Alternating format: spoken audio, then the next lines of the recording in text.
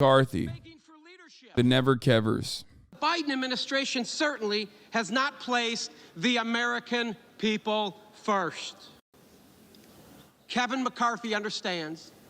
He understands he must protect that Speaker's gavel and abide the will of the American people. The decisions we make in the 118th Congress are critical to the future of our country. The decisions we make, the legislation we pass as a Republican majority must have the support of the American people. We have a crisis on every corner in America, and the American people are expecting Republicans to bring this much-needed change. We must come together today and implement that change. To those of you outside of Washington that are watching, Kevin McCarthy and this Republican majority understand your pain. We understand your pain. We feel it. We understand we must secure our southern border. We must unleash our energy sector and become energy independent. What we would must change? curb inflation by... What is going to change? There's people that are holdouts. Okay? There are people that are fucking holdouts. At HasanAbi, hi, chat, what would change in this ninth vote as opposed to the eighth one? I guess they're just going to keep doing it over and over again. I don't know.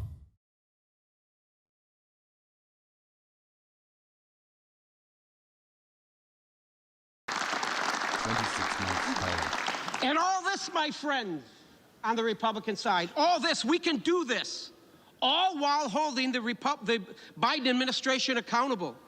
And the Washington bureaucrats who have infringed and abused the rights of the American people and their families long enough. Under Speaker McCarthy, they will be held accountable. They will be held accountable. So today, let's do what's in the best interest of the American people. Let's get to work. Let's elect Kevin McCarthy as Speaker of the House. And at the direction of the Republican Conference, I advance the name of Kevin McCarthy as the next Speaker of the House for the 118th Congress.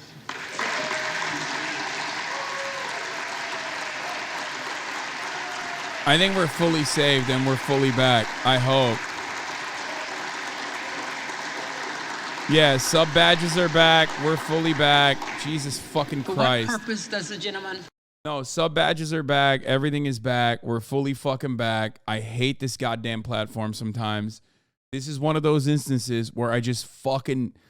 I'm so mad. I'm so fucking mad, dude. Like, what the hell is this? Wait, did it F again?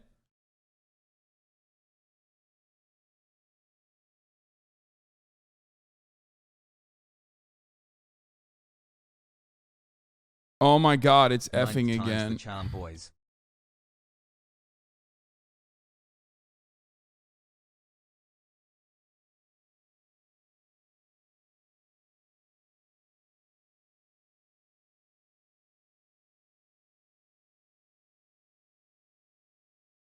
As flex. I'm fucking losing my mind.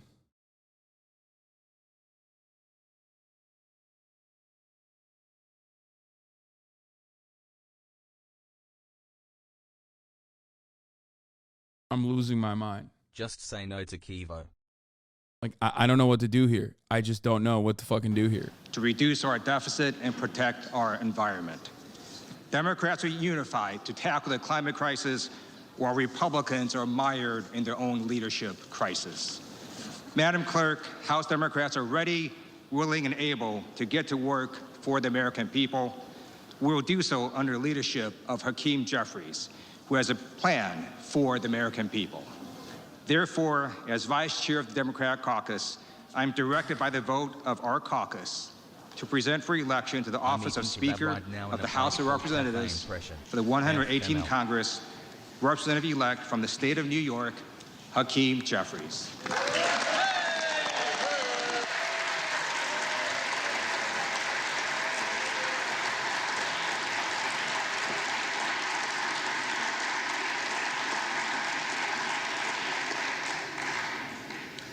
For what purpose does the gentleman from Montana rise? Thank you very much, Madam Clerk. I would like to nominate the name of Byron Donalds to Speaker of the House of Representatives. The gentleman is recognized. Let me begin by stating that it is an absolute privilege to be here standing. The Byron Donalds thing is such a fucking cynical Republican play because, like, they're literally doing it because he's black. Okay, straight up. Like, he's a second term, like super green. Okay, he wants a leadership position in the party. I'll just say it like it is. Okay, because I'm not a fucking liberal who is going to be afraid of openly admitting that. No, the reason why they're doing it is because Hakeem Jeffries is black. So their counter is like, here is another black guy. Okay, that's literally why. As soon as he was originally put forward, this other dude, I forget which one of the dumb motherfuckers in the House of Representatives, came out and was like, "This is just like MLK." He would be the first ever, black leader in either house, right? Like, that's a huge deal. It's like, yeah, motherfucker, so was Hakeem Jeffries, if you were going to think about it like that.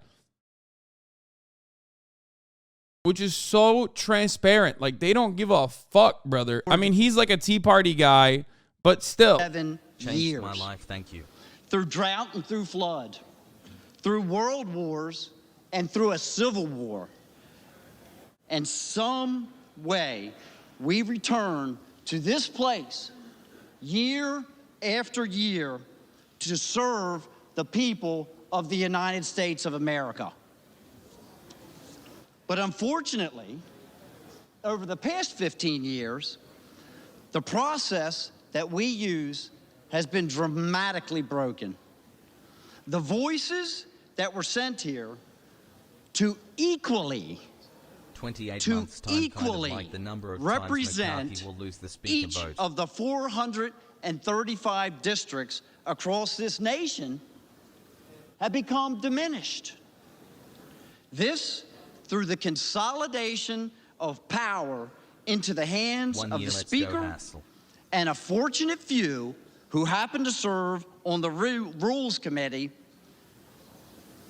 which control every aspect of legislation that travels through this body. The debate and the discussion has been all but eliminated, and the balance of us are left to vote yes or no. Those are our options, and that is what has led to the disintegration of the relationships that we see across this floor. That is not equal representation, which is guaranteed by our Constitution and expected by our constituents. Dude, look at this. I mean, look, you want to understand how cynical they are? Here, look at this. Look, Hakeem Jeffries is black, right? He would be the first black Speaker of the House. And you know my take on this shit, right? Like, I don't really give a fuck. It's Hakeem Jeffries is like not necessarily a great person in general. I mean, he has a genuine disdain for progressives across the board, who also are people of color overwhelmingly, but like he's just the fucking worst. But doesn't matter. He is still, going to be marginally better than Kevin McCarthy, obviously. But like, they see that Hakeem Jeffries is black and they fucking go, "Oh yeah, well, we got our own black guy." Okay? Yesterday, we could have elected the first black Speaker of the United States House of Representatives. Like, he knows it's so fucking slimy, grimy, scummy. It's so fucking, it's so slimy that, like, they're grinning while they're doing it, too. They're like, yeah, we have our own black guy, We have our own black man we could have put to the position. You know it. It's like, just don't give a fuck, dude. They just do not fucking care, brother. It is fucking obvious. By the way, every single time, and this is like unrelated to you guys, but every single time Twitch fucking poops, on my dashboard, I lose like monetization options. Like I lose the fucking ad break shit. You know what I mean? It's so stupid. I know you probably don't give a fuck, but like they want me to fucking stream a certain amount of hours. They want me to serve ads. And then they like, because the website is fucking broken, I can't even serve the ads. Like, what do you want me to do? How am I supposed to fulfill my contractual obligations if you can't even fucking do your goddamn website correctly? So frustrating, dude. It's like, anyway, we're good now, I think. I think we're good now. You guys are good, right? You can see everyone. The fucking entire platform is good now. Hey HasanAbi, it's the wife and I's anniversary today and she loves listening to you scream about chuds. Can you wish Nadine a happy anniversary because I forgot it was our Happy anniversary. today? Tell Twitch to get more resources out of AWS. It's just like blows my fucking mind. Jupajaj.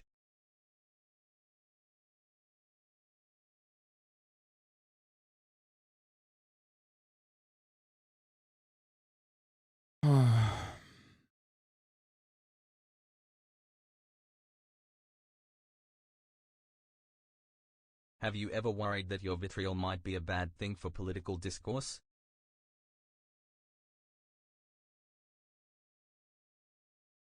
I'm turning off TTS.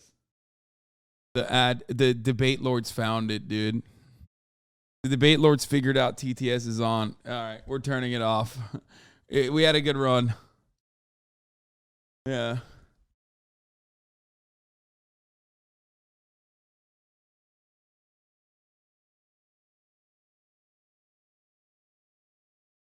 I don't even know where that person is. Like, that dono is so long ago.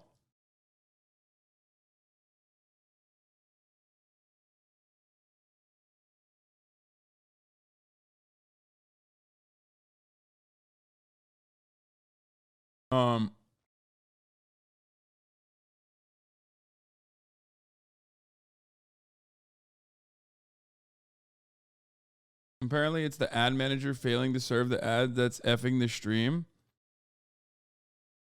Wait, what? No fucking shot.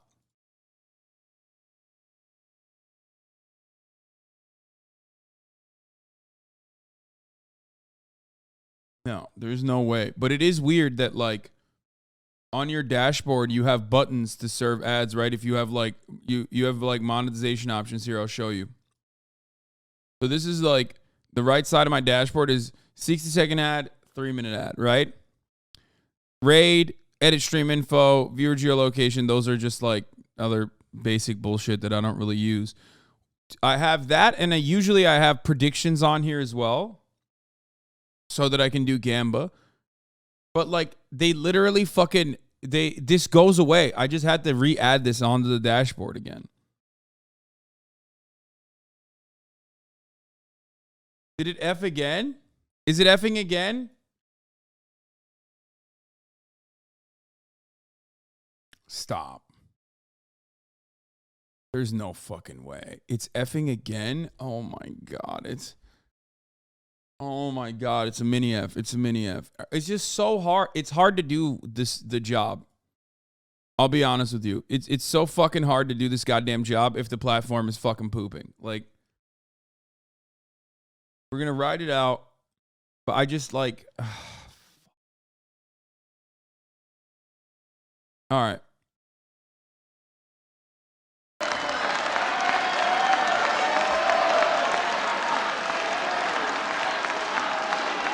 Bring it. Bring it.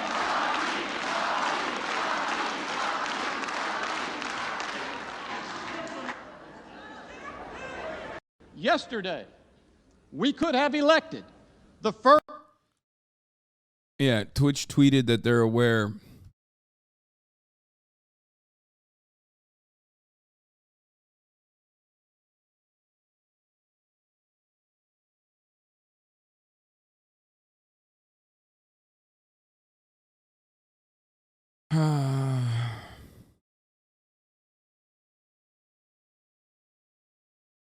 We are aware of the issues with the site, and our teams are actively working on a resolution. Thank you for your reports and patience. Whilst we work on it, we will keep you updated here.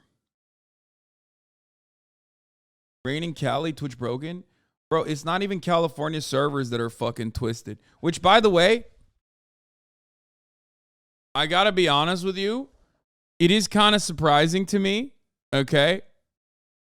It is kind of surprising to me that it's been raining in Los Angeles. I don't want to fucking jinx it. I am so scared of jinxing this.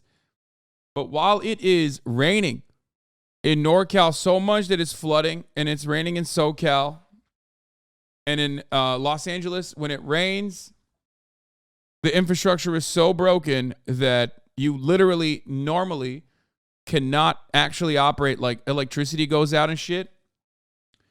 We have been relatively stable so far. I don't want to jinx it, but it's been interesting. Anyway, like I said, this is super cynical. Byron Donalds is a super cynical pick. I mean, he's a Republican, so he's going to be shit at his job anyway, obviously. So but the reason why it's cynical is because, you know,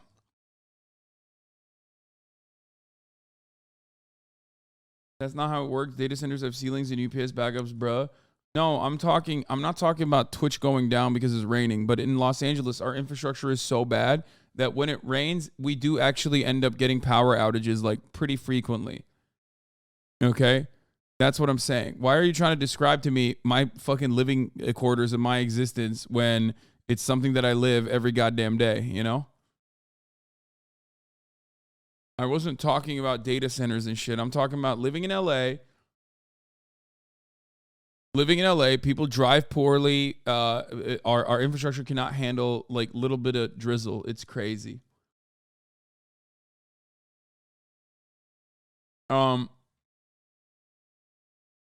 the fuck would have guessed the fucking rep from Nebraska would be the voice of reason? Representative Don Bacon, who supports Kevin McCarthy for Speaker of the House, says we also have to be willing to consider working with the Democrats at some point. It's not happening. There's no fucking shot. Hold the line, Democrats. Don't be Democrats. You know what I mean? Don't be demon rats, if you know what I'm saying. But yeah, as I said, these guys are going to be going for the 9th speaker vote at this point. A lot of fun has happened this morning. They're having fun with it, okay? And we are going to take a look at it. God, the term obese is a slur one is killing me.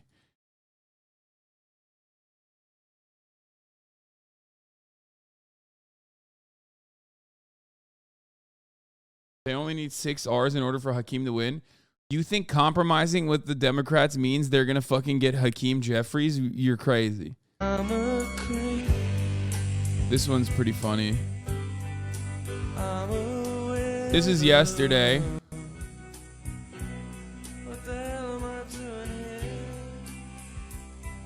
When you want to be a part of the crew so fucking bad, you're looking for, dude, when you're looking for you're the you're the foreign exchange student, okay? And people don't really like you, and you just transferred to a new school, and you're just what group can I be a part of? And he decided he will go with the weirdos, okay? The weird alt kids. And even they're nah, dog, you're not with the team. Get the fuck out of here.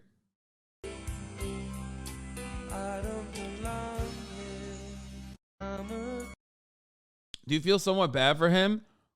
Yes, I do, because he is my king. He is my GOAT. He deserves it. Never in the history of the United States of America have you ever had a man more deserving of the position that he got to. How did he get to that position? By lying, okay? And I, for one, respect that. I think lying to become a representative is more honest than what these other motherfuckers do. I love him. He's such a fun little character.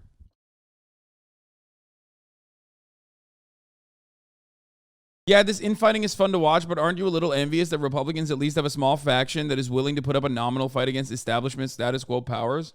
Brother, there are a few things that I have tried to describe to you guys numerous times. What we have been watching unfold, is unironically a thing that cannot happen in the exact same way on the Democratic Party. Why can't it happen on the Democratic Party? Because the Republican Party has to listen to its base. They have always been listening to their base, okay? And a good thing that they do, and a reason why they can do that is because obviously there's material reasons, like they can literally listen to their base and like focus on the homophobia, bigotry, racism, that sort of stuff, because that doesn't offend the pre-existing power constructs like, the machine of capitalism. It doesn't, right? So they can go further and further to the right, but you can't go further and further. Abortion, yeah, what do you mean? That's a great example. What? Abortion, bro? That's a great example of that. What the fuck do you mean? This country was able to limit in an insane way, in a completely undemocratic way. This country was willing and able to limit women's civil liberties before giving people health care. Okay, Medicare for all is around the same popularity. If you ask people, like, do you think the government should take care of your health care?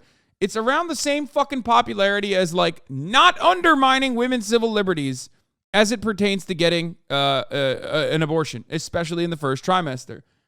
And yet, one is an impossibility, it seems, and the other happened already. So one thing you need to understand is that there is a major difference with respect to what Republicans can get away with, because Republicans never offend the actual pre-existing hierarchical powers. And fundamentally needs change. I'm here to get this right. That's why all these dumb motherfuckers that get up there screech about, like, we need fundamental change. And then when you ask them what the change is, like, what do you want to change? They're like, oh, we shouldn't fund the government. We should let America default on its debt. It's like unimaginable economic collapse is what they are looking for. Okay, sick. You know what I mean? Like, that's crazy. That's a crazy thing. You're not a serious person. You're just basically like throwing shit at a wall, seeing what sticks. And you can get away with doing that. You can get away with doing that when you're a fucking Republican. You can get away with being as far right as possible. Whereas, when you're a Democrat and you actually have goals, like tangible policy goals, what the fuck are you supposed to do? Let's see you're a progressive holdout, right? Like AOC and the others were supposed to be in the force the vote process. You see these guys failing already. You see the Republicans just basically making a fool of themselves. And you're like, well, I wish we did that for the Democratic Party. Okay. What was the goal? There was no alternative speaker. These guys don't have one either, which is fucking hilarious. There was no reason. Like, it was, they were going to hold out until you forced a vote on Medicare for all. Okay. And then everyone was going to vote against Medicare for all. What happened? You were going to undermine the popularity of Medicare for all in the eyes of the American population, as the media was going to go fucking balls to the wall on how Medicare for all is the reason why Democrats can't get together, because you're forgetting that fundamentally American Normans who are like not that interested in politics don't like this kind of thing happening. Okay? They don't like Congress not working. They don't like that. So if you forced a vote on Medicare for all and then like the Democratic Party voted against it across the board, what do you do? What do you do? What happens in that situation?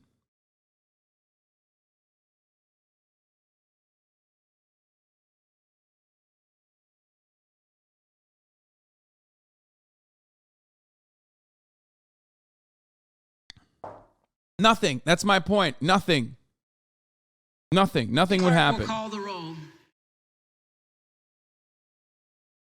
Anyway, you get support for third parties. You are delusional if you think that would happen. I'm sorry. You are delusional. Like, that's not happening. Dude, you are not living in the real world if you think that is the case, okay? You're just not. You're in a hyper-specific bubble where you think that, like, you and your fucking Discord group are going to be able to launch a third-party momentum. Like, it's not. It's not happening.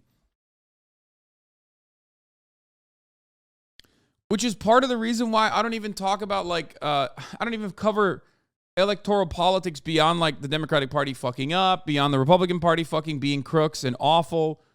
But on top of that, what I talk about always is outside of the immediate, like, back and forth Washington, D.C. politics, organizing, okay, creating labor momentum, creating a network that actually can provide adequate pushback. You have to do that. In the absence of such a thing, you are not going to be able to legitimately push the Democratic Party to do the right thing. Okay? So basically what you're saying is the only voters who matter are Republicans because shit like this is going to be required for any real progressive to get some power in D.C.? Yes. The only voters that matter, well, not the only voters, but like Republicans or extra right-wing Republicans that are a little bit more right-wing than the other Republicans can seemingly flex and do a show of force this way because of the way that the Republican Party is designed. The Republican Party is designed to make itself look a little bit marginally different than the Democratic Party, even though there is bipartisan compromise on issues that pertain to the material realities of every American. You're not getting health care. Your tax dollars are mostly going to like the police and not to fix the fucking potholes. You're not getting funding for your education. There is rampant inequality in this country. You're never getting fucking socialized medicine. And we're spending gazillions of dollars on Ukraine and also all of our fucking allies because the military-industrial complex is the most important industry, the most important sector for the American economy. Okay? That's just the truth. And then you have other sectors before they move on to the defense contracting side, like Silicon Valley and Hollywood, that are, you know, somewhat prominent. And that's kind of it, though. And those guys are bullied as being Democrat for the most part anyway, even if they're not. But ultimately, the amount of funding that they get, from the federal government is marginal in comparison to defense contractors because that is our main sector. That's our main industry. So you always have this. You are always going to have this. You are always going to have this kind of fucking attitude no matter what happens. And in that chaos, or rather in that like bipartisan rigidity towards continuing America's like endless thirst for extraction of natural resources and undermining the developing nations, undermining the third world, the global south. You have to make it seem like at the domestic level, there's differences between two parties. That's where the wedge issues come in. And that's where you arrive at, you know, trans bathrooms, undermining gay people, undermining women. And it's like neither party ultimately gives a shit about either of those things. The Democratic Party makes it seem like they care about women and want to fight for them, but it's just a method for them to, you know, win votes and get people to vote for them. And the Republican Party makes it seem like it's cool to undermine women and their civil liberties. And they'll do things to serve that so that they can get the base of support riled up and vote for them. Okay? But ultimately, because this country is fundamentally slanted to the right as a hyper-capitalist dystopian shithole, okay, in many ways, because of that reality, Republicans can get away with being further and further right, but Democrats, as a party, as a unit, play one fundamental role, and that role is to be a bottleneck for leftist momentum. Squash out any kind of leftist momentum you can have and undermine any kind of like genuine progressive legislation that could ever have a shot at winning. That's it. And that is precisely the reason why you can't have the leftist members of the Democratic Party at this stage play the role of forcing the vote without having any sort of outside material power, okay?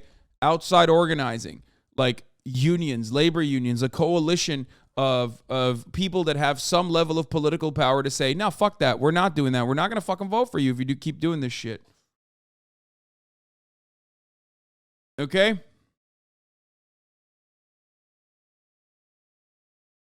The reason why progressives don't use their leverage is because they have no leverage. They don't. No communism bad equals bad, nice take. Is that what you understood? I mean, I'm not talking about that right now. I'm not talking about a moneyless, classless, borderless society, which would be great. I just literally said it would be nice if we could have healthcare, and you said no communism bad, nice take. Are you that fucking stupid that you think there's communism happening in Norway? Do you think that communism is happening in all these fucking social democracies that still have a litany of other issues? Of course, okay, they're still capitalist. They still, basically are, taking advantage of the wealth extraction and hyper exploitation of the third world to keep their economies going. But do you find that to be a communist nation? Do you think Canada is fucking communist? Are you literally that delusional? Are you that fucking stupid? Because if you are, maybe you should shut the fuck up and learn a thing or two in here. You know what I mean? Jesus Christ, dude. It is so frustrating to see just an entire nation of dumb babies, okay, that have been brain diseased into thinking like any kind of social program is literally communism and communism is bad, so social programs are bad. That's so fucking stupid.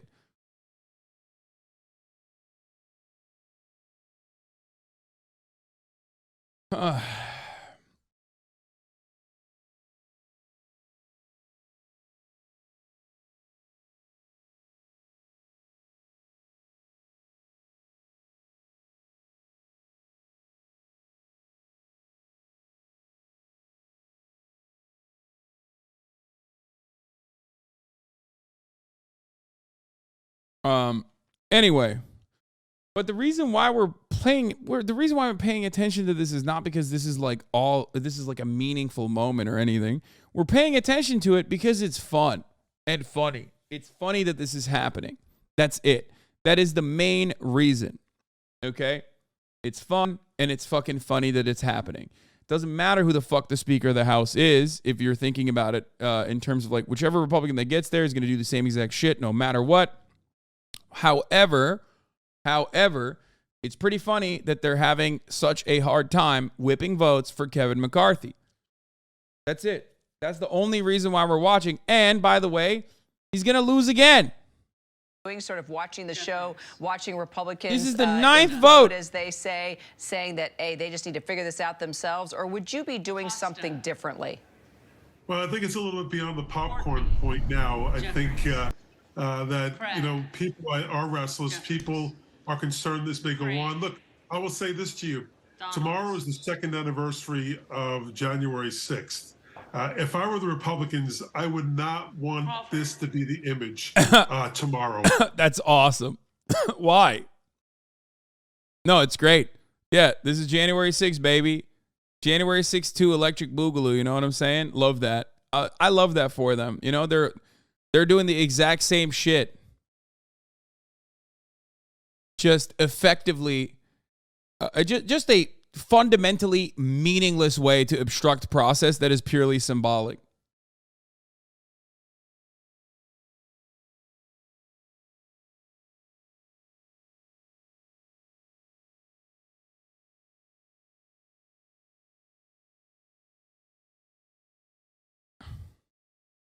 It's awesome. In fact, now we're looking at even giving up on the possibility of investing in future draft picks. The analogy to baseball or football, he's actually given up the team when he is saying he's going to withdraw from the field in political battle in terms of primaries and not have his super PAC involved. That means he's going to stay out of the business of picking future members of the House and future draft picks. So this is really, really turned around in terms of the Republicans' ability really to have moderates within, even modicum of moderates within the House Republican caucus. So it really is hard for me to see what else Kevin can give up at this point, except not being the Speaker. And I think that's just something Kevin has to come to terms with himself. And he's delivered for the Republicans. He's delivered the majority, and yet it's like Moses. He's brought us to the promised land. He may not be able to get there himself. And what's the point of being Speaker, Joe, if you got all your power? If you're giving it away, in particular, that power is gone. You're absolutely right. I don't know who would want that job at that point. It becomes very feckless, and the ability actually to move and to create legacy to some degree becomes virtually impossible, especially when you look at the fact that we have a number of issues coming up, like the debt ceiling. Eventually, there'll be another spending package bill that will have to be passed, where I think McCarthy, whoever the speaker is going to be, will have to negotiate with some Democrats because there are Republicans who simply will not support the lifting of the debt ceiling or a spending package that they believe is unreasonable. And if Kevin McCarthy gets the speakership and he doesn't have the respect that he needs, how are you going to pass anything? How are you going to get anything through? How are you going to deal with difficult votes? Yeah, I think the one thing that Speaker Pelosi had, which I think she's highly regarded for, and rightfully so, was her power of persuasion. That she built those coalitions within the Democratic caucus. She was also a member's member. She was a person of the House. She came up through the ranks. And I think I've heard some pundits speaking about this, and it's very true. Kevin was not one of those types of members. He was in leadership in his second term. Does he really know what it's like to fight to become a chair of a committee? What goes into all that? Has he had those experiences? Can he relate to the members of his conference? And I think he's having a difficult time with that. And that's being, I think, demonstrated right now. So, McCarthy. Dude, I'm going to watch the Andrew Callahan NPR clip. If you send it to me one more time, I'm putting you in the fucking spaceship, okay? I'm venting you. I'm throwing you out the vent. You're out of the airlock, okay? Like, do you think I'm not familiar? Do you think I'm unaware? Do you think you're sending it? Come on, man. So many people have sent it today. Policy perspective. But long term, we've talked about just the power that the speaker would hold or lack thereof. So small government libertarian Andy's doing more to destroy the American empire than MLs and anarchists ever could. Respect. I mean, yeah, if you're watching from the fucking third world, I guess, like, this is great for you. It's just like the Republican Party is basically fucking destroying the American government from within. So that's cool. But like, also, it doesn't really matter. They're not destroying the American government. They're just turning the American government into just like a funding vehicle for the military. That's it. Like, these guys make it seem like, oh man, it's so bad that we're sending money, endless amounts of weapons and money to Ukraine. But like, they don't give a fuck. They're going to keep doing that. They're going to keep doing that. And they always do. Okay? It is already, by the way. So like, if you're living in the third world and you're thinking like, oh, the American empire is crumbling, shouts out to the motherfucking,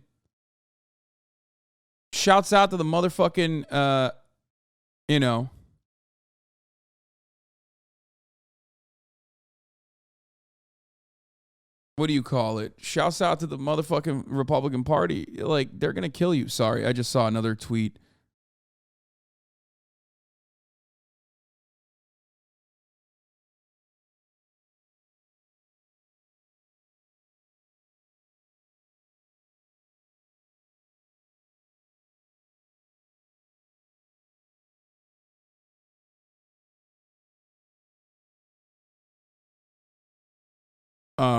Shout out to the American military industrial complex for creating endless war in our time. I mean, it's never stopping.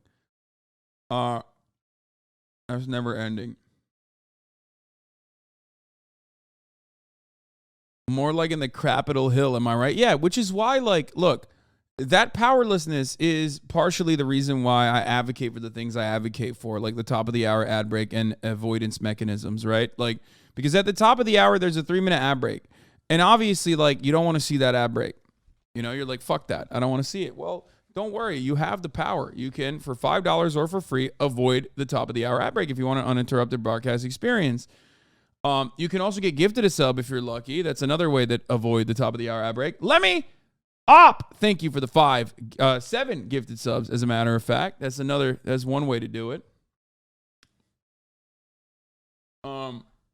If you're lucky, you can do that. Here's the 3-minute ad break now. That was the worst ever, man. Dude, you can't say it's the worst ever if you're, like, actually pissed off because it was a good segue. Like, you're defeating the purpose of the rating.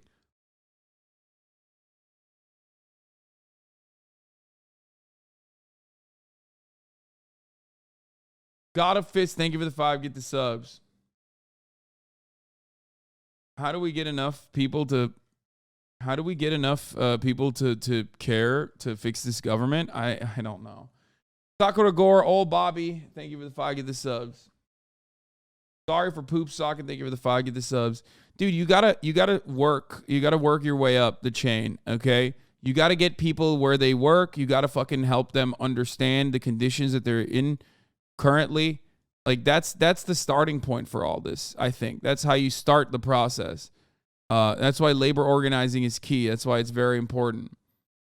People need to understand that they have the capacity to make changes in their immediate lives, but that starts with organizing, that level of unity and like a little bit of autonomy that you get back from your workplace that ultimately creates a network of unions that will be able to flex worker muscle as it pertains to holding the Democratic Party accountable. Without that, you have nothing.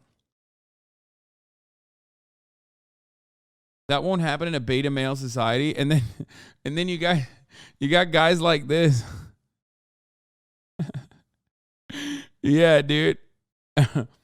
It's because we're a beta male society.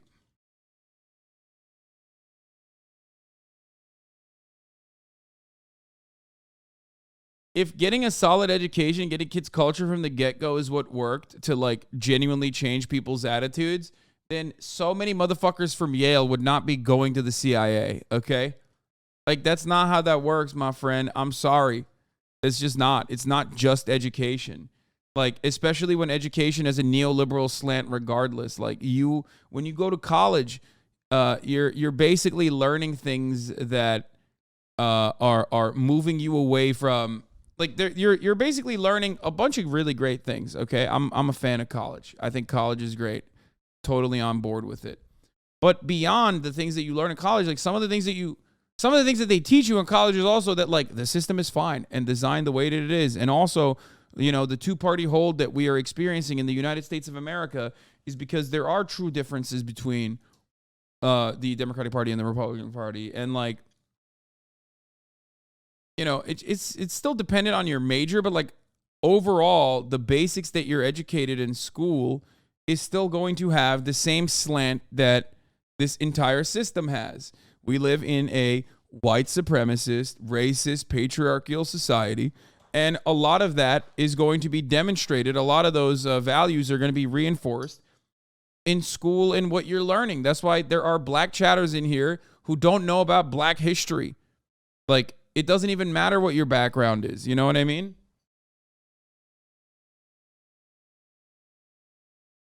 One of the things that's actually wild is, like, for example, so many artists, poets, thinkers, scientists are socialist and have been socialists historically, very open about their perspective. Einstein being like a very famous example. This motherfucker was such a socialist that he wrote routinely about socialism. Like, it's not hidden. Martin Luther King is a great example. Democratic socialist, like definitely openly a socialist. And yet you never hear that from them. You never hear that about their background. You never, ever hear that. You have to understand there's got to be a reason for it, right? Why is it that all of these figures that we fucking praise who have this kind of background, why is it that is never mentioned? Well, there's a reason, because we live in a capitalist, right-wing institutional education system. That's it. And it does not benefit.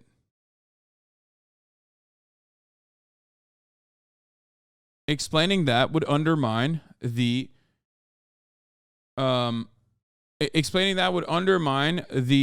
right-wing Red Scare propaganda.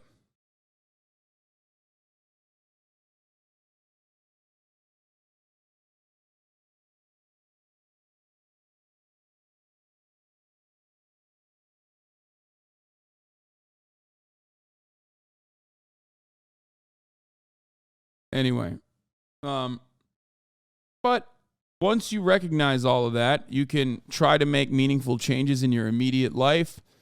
You can try to make meaningful changes in your... Do you think Jeffrey's another Pelosi? Yes, 100%. You can try to make meaningful changes in your immediate life and then also have fun with stuff like this. You know what I mean? Because ultimately, you should have fun. Everyone should have fun. I like having fun. This is, making fun of the Republican Party for their failure to bring in the Speaker of the House who's gonna be opening up all the fucking Hunter Biden penis inspection committees. It's fun. It's fun for me.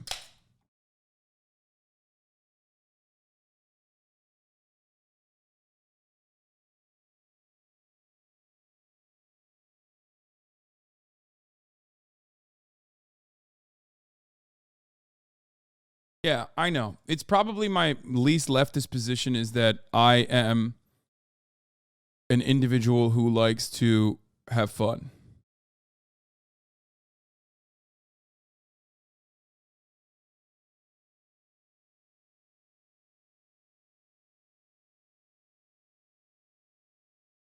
It's true. It makes me reactionary.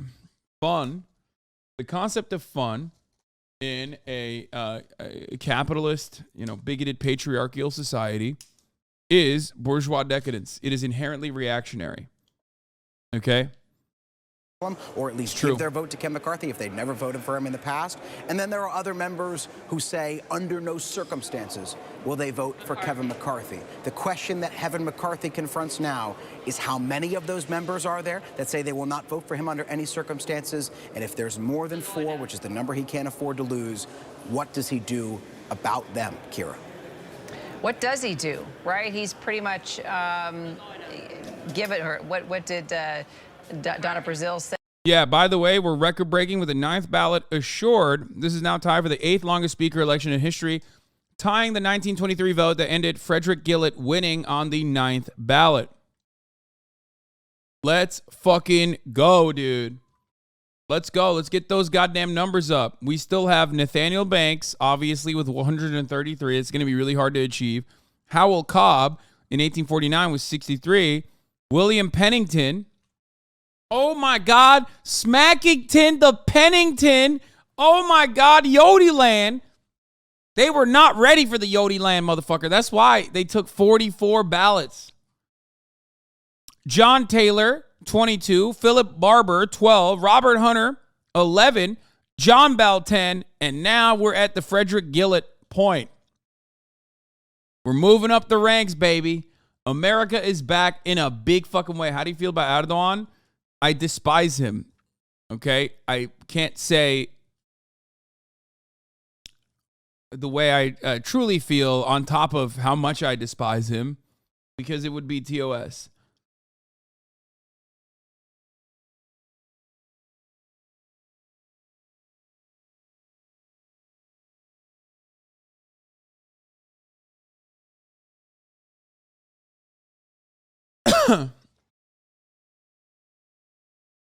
Anyway, I'm confused on how ballots work. What do you mean? They're just like they keep running up the fucking numbers, brother. What the hell? Feeling like Paris right now? What is this?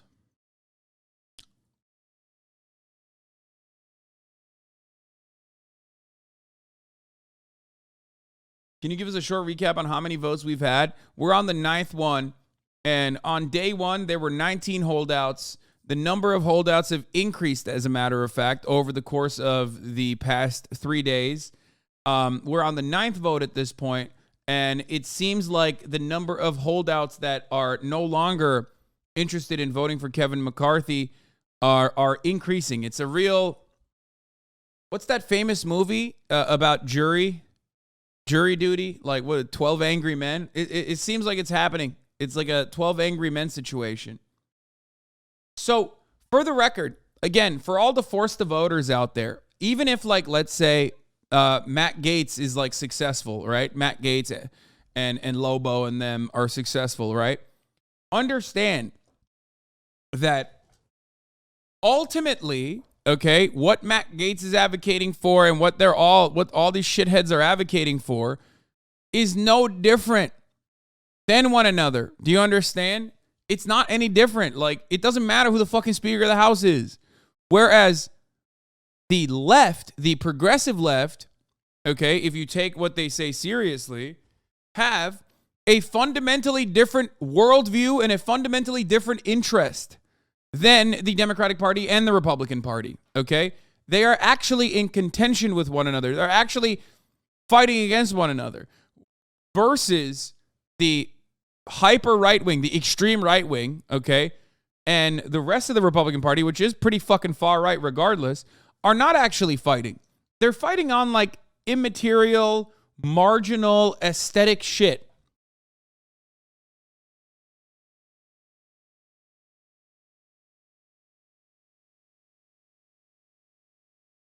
That's it. CNN, House reconvenes with still no speaker elected. McCarthy wants to no vote tonight, says talks progressing, which was a lie. Twitter files, what we've learned about the FBI. Tucker Carlson literally just like takes shots at Kevin McCarthy and then turns around and covers like nonsensical bullshit. The person who's been doing the Lord's work, as a matter of fact, is not Tucky Boy. It's actually Sean Hannity. Sean Hannity is pissed, okay? He's fucking pissed. He's royally pissed. He's like, Hannity hot seat time, ladies and gentlemen. Let's watch. Here is Sean Hannity giving it to Lobo a little bit, Lauren Boebert. Hi, time now tonight for the Hannity hot seat, and tonight we're joined by a Republican who opposed Kevin McCarthy's bid for Speaker on every single ballot. That is Colorado Congresswoman Lauren Boebert, and she says negotiations with McCarthy. Why wouldn't the progressive wing just do this to secure more committee positions? In the same situation, I would hope the progressive wing would fight it. That's really interesting you said that, because the progressive wing did get committee positions. So you're literally describing what AOC should have done, while simultaneously living in a world where AOC did do that before even holding out the vote. They did that. They literally did that. They did. They got a fuckload.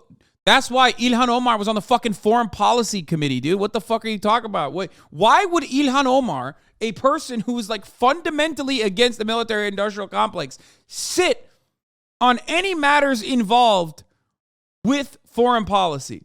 Sit on a committee that touches foreign policy. They did. They, as young as they are, as new as they are, they 1,000,000% got a fuckload of committee positions. They did. It was just dealt with. You never told that chatter, so they didn't know. No, I did. I've talked about this before during the Force to Vote saga. The Force to Vote saga was not about like holding out so you can get committee positions. The Force to Vote saga was about like forcing the vote, literally, for Medicare for all, so that it could be fucking eviscerated by the Democratic Party.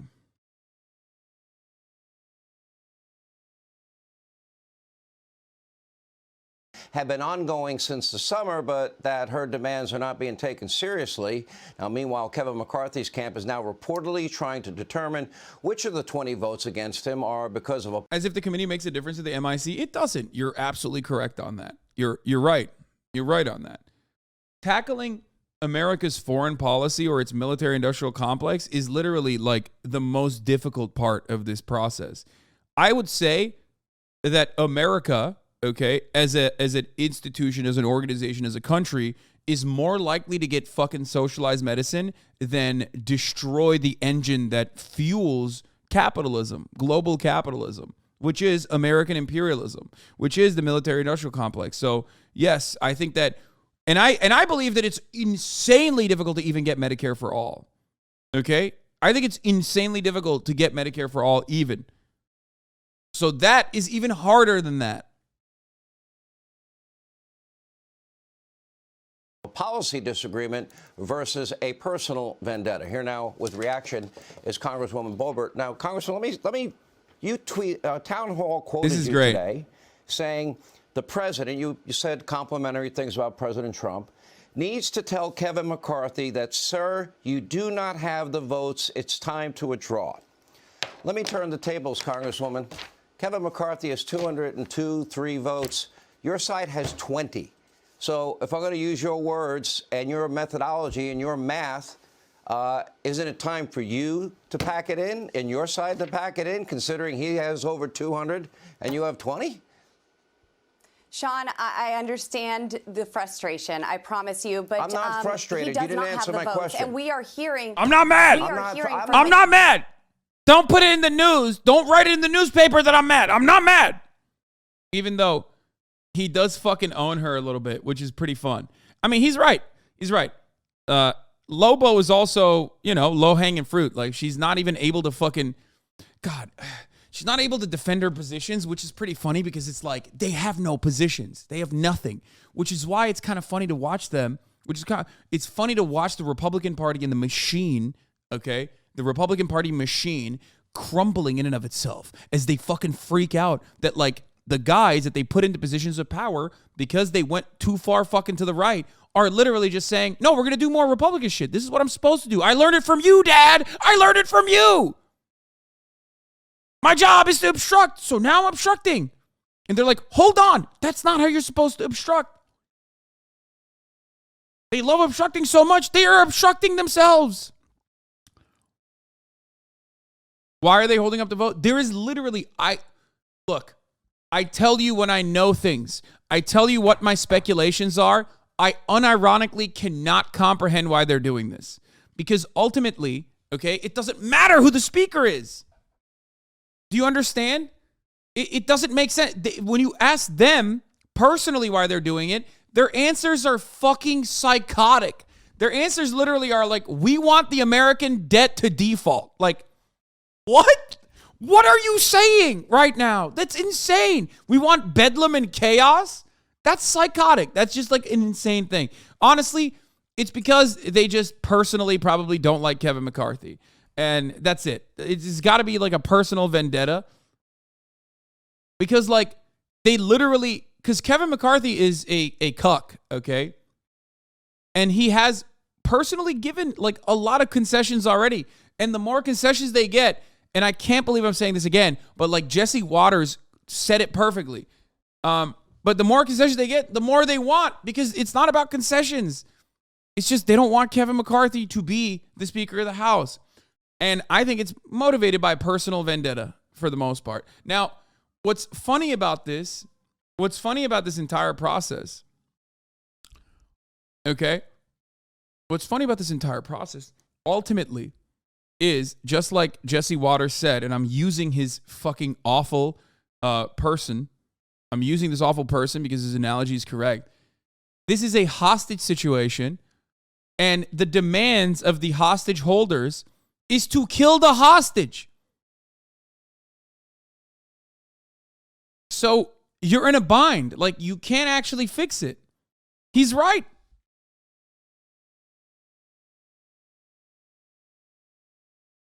And friend of the show, Jamel Bowie, says, at this point, if you're a never Kevin type, why would you ever stop? You're getting tons of media attention, and you get to humiliate an enemy again and again. What more could you want? Also, never Kevin sounds like what you say after someone says to you that we need to talk about Kevin. Anyway, there's not a single thing to incentivize governing for congressional Republicans, and many things that incentivize chaos, including the fact that Kevin McCarthy will do anything just to make it stop. Yeah. It's it. That's it. It's pure spite. It's pure spite. It's pure spite. And it is the way that the Republican Party has built itself over the course of the past couple of years, where especially like accelerated in the past, I would say, oh God, is it effing again? Please stop. Don't say that. Just don't say that to me right now.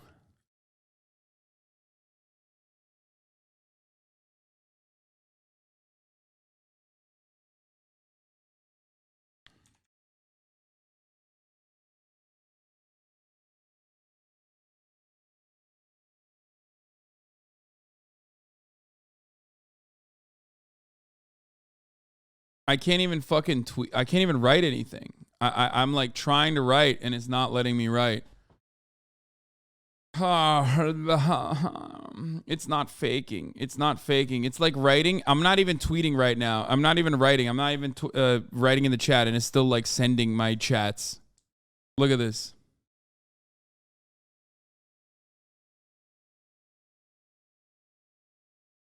I hate this so much. I hate it so much.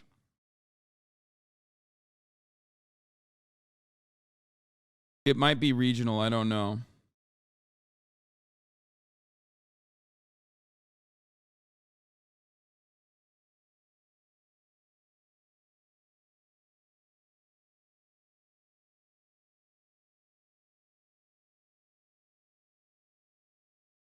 I'm not taken down. Oh, fuck me, dude. God damn it.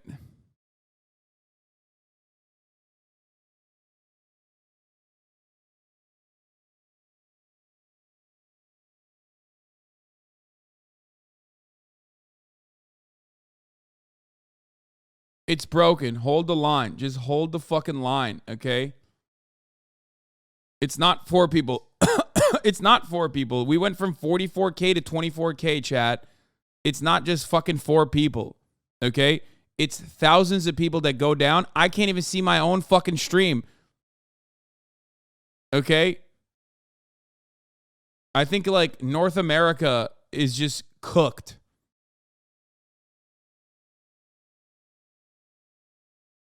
About the rage quit law? No, I'm not going to, but it is frustrating. It is so frustrating when like my job is to do this and I can't fucking do my job. Like I'm angry because I want to inform people, I want to explain shit to people, and I can't. And it's got to be like an AWS problem or something. Because like apparently Riot is like cooked too. Riot servers are fucking cooked as well.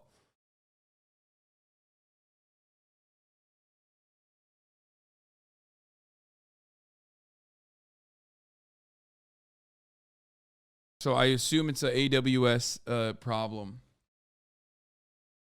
Anyway, we're going to continue. I'm just going to fucking continue. As though everyone can hear me and everyone can see me. Fuck my life, dude.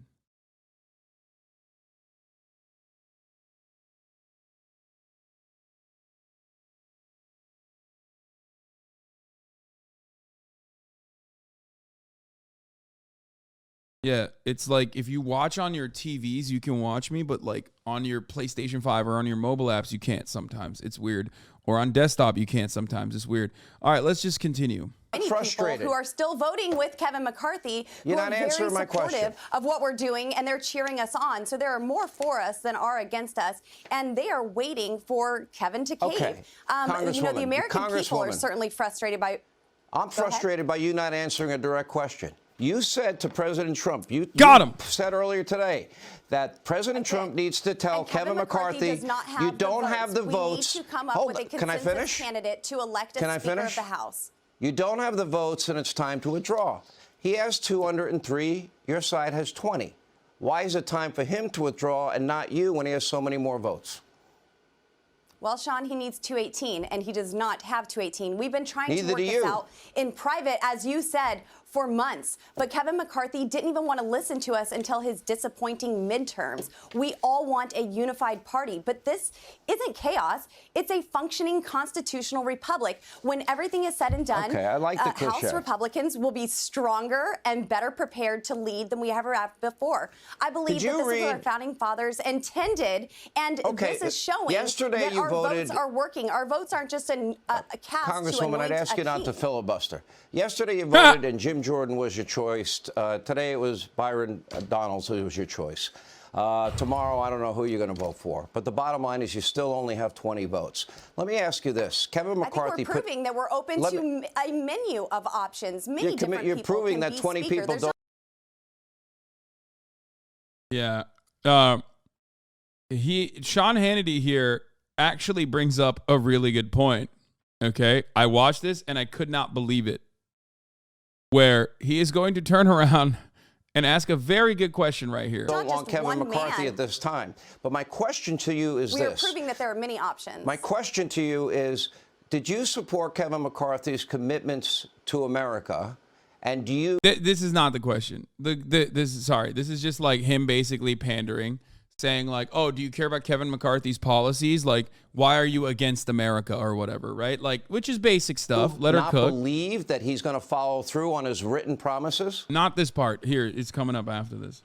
His commitment to America is not as strong as I would like it to be. And we have been working on the rules to change. It's like, what are you saying? Like, what do you mean Kevin McCarthy's commitment to America is not as strong as I want it to be? So what is it? What's your commitment to America? Like, I'm not even defending Kevin McCarthy. Like, fuck Kevin McCarthy. But like, also, the fuck do you mean? You guys are the same. Like, you guys are the same pieces of shit, straight up. What are you talking about? The structure of how Washington, D.C. is run and operated. Sean, you know more than anybody how broken this town is. This is something that we have an opportunity to rebuild, to restructure. Congresswoman, and it takes the right tools and the right leadership to do that. Border security, energy independence, debt reduction, and when earmarks. we asked him to put forward the Texas-built border plan, he refused. And then, well, he's willing to bring back the exact plan that worked under Donald Trump. And then he also has pledged investigations into the FBI and DOJ, the influence peddling of the Biden family, the origins of COVID and Anthony Fauci, the withdrawal from Afghanistan. My question is, right speaker. Do you support? And it's not going to be Kevin McCarthy. Do you support all of those agenda items he promised? Of course I do, but I do not trust Kevin McCarthy at this point to deliver on those promises, especially when I go into good faith negotiations with him, and then he comes out and lies about what those conversations were, saying that members demanded that's your characterization. He's not here to answer. We want. So let me ask you this. He's already apologized to one member in private because he won't apologize to him in public for spreading lies. Wait a minute. Walgreens executive says maybe we cried too much last year about theft? Stop. Where are all the Redditors now? Where are all the Redditors? Where is everybody? Where are all the people that fucking screamed at me because they were like, Hasan, you're just pro-theft. You're pro-theft. You're a piece of shit. When I said they're just lying. They're lying and greatly overstating the concerns they have over retail theft. That's crazy. That's so interesting. Is that another fucking pre-watch Piker moment? Shocked. Shocked to fucking find out. Shocked. The company made investments in the private security guards, but they've proven largely ineffective, Kehoe said. Maybe we cried too much last year, Chief Financial Officer James Kehoe said. Walgreens acknowledged it may have overblown concerns about theft in their stores after shrinkage stabilized over the past year. The top Walgreens executive on Thursday acknowledged the company may have overblown concerns about thefts in their stores after shrinkage stabilized over the last year. During an earnings call, the company's chief financial officer, James Kehoe, said shrinkage was about 3.5% of sales last year, but that number is now closer to the mid-twos. He also said the company would consider moving away from hiring private security guards. Maybe we cried too much last year, Kehoe said. We've stabilized, he added, saying the company is quite happy with where we are. Shrinkage is the difference between a company's recorded inventory on their balance sheet and its actual inventory.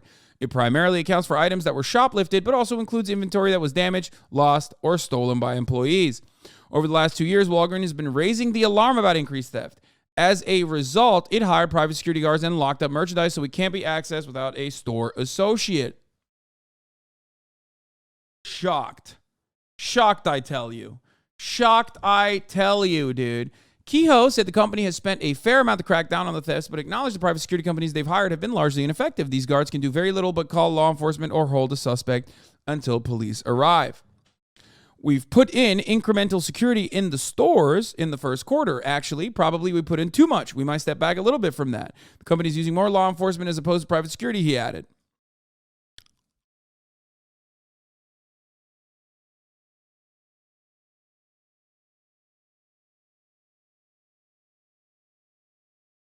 Shrinkage is such an abused metric that retail used to hold it up as theft, even though that shit is just broken or lost during shipping. How many times, wait, getting my rebuttal ready, pal. How many times Walgreens robbed ever on earth and include unarmed? Yeah, just Just watch out. Oh, wait till I'm done Googling this shit, dude. I'm going to fucking destroy you, bitch.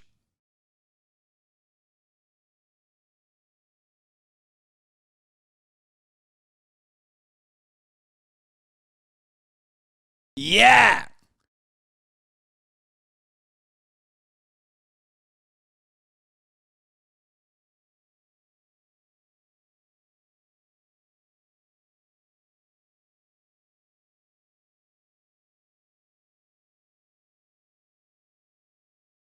Oh, hold on. I got to text my account manager.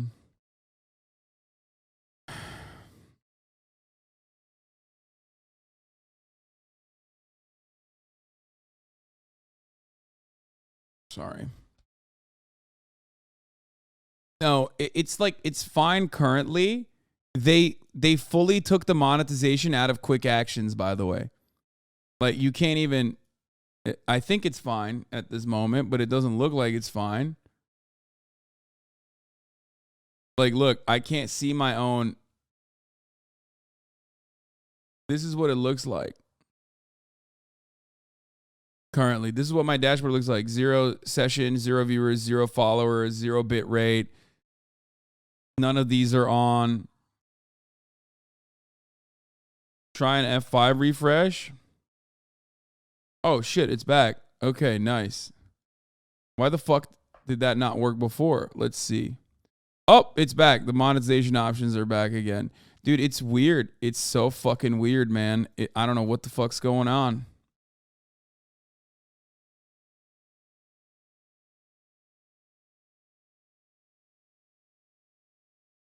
Holy shit, 0 viewers. The left truly watches Aiden now. Yeah. Anyway, let's get back to the fucking Sean Hannity evisceration. I'm sorry that I skipped through to that moment of leftist gloating, as always. About that meeting. Here's my question. So you and others fought hard for a motion to vacate, with only 5 Republicans able to trigger that motion. Kevin McCarthy didn't want to give it to you, but he did give it to you in the end. To me, that's kind of an insurance policy. Can I finish? But he didn't all the way. He did not. Wait a minute. Sure. He gave you what you asked for. And one of the things that I've been asking people, I'm asking you tonight, who is your final choice for speaker? And if you can't get more than, let's say... This is the great question. This is the great question. Here, this is actually the... This is like surprisingly solid reporting. Who is your final choice for speaker? They will never do this for anything meaningful, okay? Journalists will never do this for anything meaningful. They will only do this because Sean Hannity is upset currently. Speaker, and if you can't get more than, let's say, 30 votes, will you follow your own advice that you were asking Donald Trump and withdraw? There are certainly names that are being floated around, and hey, maybe I should nominate President Donald J. Trump tomorrow. But Sean, I did watch your show last night, and I want to set the record straight on this motion.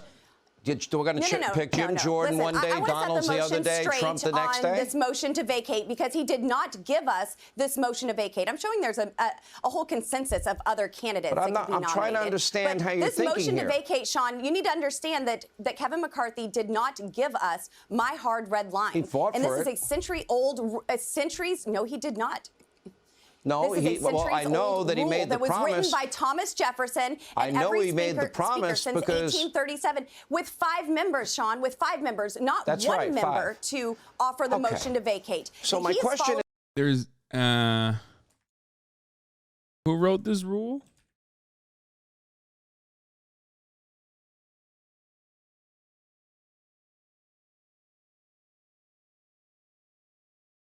You said 1837.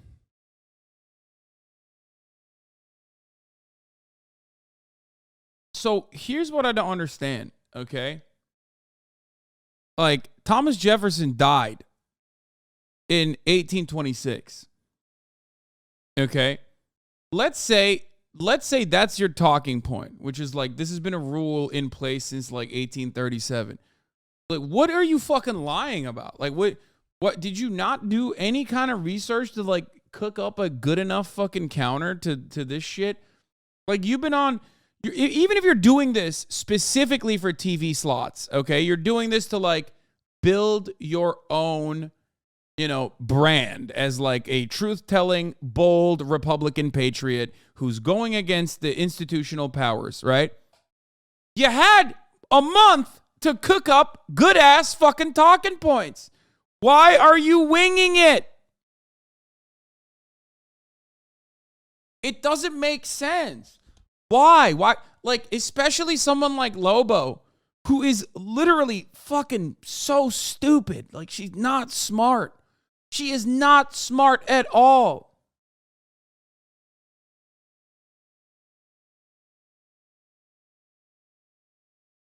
I don't understand how I guess she like misspoke. And we're not even talking about why we should be listening to fucking slavers, but also we're not even talking about whether or not like being able to you know, vote out a speaker of the House of Representatives with 5 votes is a bad thing or not, cuz like it kind of isn't the worst thing. I don't really give a shit. You know what I mean? Like I want to agree with some of these demands. If you're going to set term limits, love that. That's perfect. It's not going to happen. This is not the best way to do it. But like it does give each individual representative more power. Okay? But like even when I'm supposed to be fucking agreeing with this person, okay, because of like the things that they're supposedly advocating for, I can't. And it's not because like it's not because like, oh, I'm too caught up on the fucking aesthetics or whatever. It's like, dude, you don't give a shit. And 2, that's not the reason. That's not the reason why you're actually fucking causing a commotion. And 3, you didn't even fucking research what you said. What is this? Nancy Pelosi's Term limit increase, regulatory capture. Oh my God. I have heard all the fucking lobbyist jargon on this, okay? You are unironically advocating for lobbyist shit. Listen, man. Listen. I get it. You're going to say because of term limits, if you put term limits here, I know what the steel man is, okay? Term limits ultimately are something that lobbyists definitely want. Because, like, that way, when you have fresh congresspersons, okay, they don't know how to read the legislation, and therefore they will be over-reliant on, lobbyists, as a matter of fact. Like, get the fuck out of here. No, they craft those relationships through fucking... No. They craft those relationships through years and years and years of work. That's precisely the reason why green congressmen are unironically, oftentimes, way better, with the exceptions of, like, Kyrsten Sinema and shit, okay, then old institutionalized geriatric pieces of shit. What, you think you really going to tell me that Dianne Feinstein is a better legislator because she's been around since, like, you know, since writing was invented, since the beginning of history? Is that what you're unironically saying? No. Lobbyists craft the legislation for old fucks just as well as they would try to craft it for young fucks. The point is, they want to save their fucking seats and they want to max out on their fucking wealth. Okay? She was there when they made the Rosetta Stone. Exactly.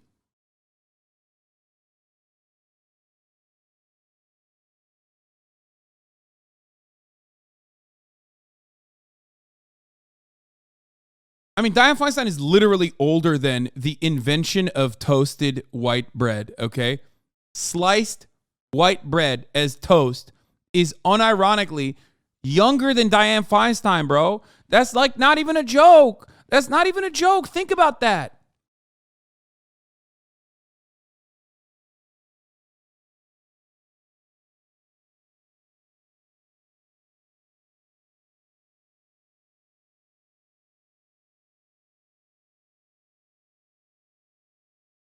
Feinstein was around when Jefferson wrote whatever the fuck Boebert is lying about. Yeah. You haven't answered my question. So if you have You cannot demand more responsibility. Yesterday you supported and then Jordan. Want less Today you're supporting Sean. Donald. That's not the way this works. We need a check and a balance on the third in line. Who to is the your presidency. Let's have a final answer. Who do you want to be Speaker of the House? Maybe that's for the conference to decide. We need to come together. Who do you want? I'm asking who you want. What does it look like, life after Kevin? We need to find somebody who can actually unify the Republican Party. I have offered plenty of names. Let some other folks start offering there are other 203 people, and you have 20. I respect the 20 of you. I respect all of you. But I'm asking you, based on your own words, you as well. Who is your final? Let's have a final answer. Who do you want? Who will you only support to be Speaker? That's not that hard. I am willing to have conversations with the Republican conference to come up with a consensus candidate. We are offering people right now. It doesn't have to be a member of the Freedom Caucus. It doesn't even have to be a solid conservative. By the way, but we have more than to have half those the Freedom tools Caucus supports McCarthy. So you don't even have a name. Because and we're now going into day 3. Afraid.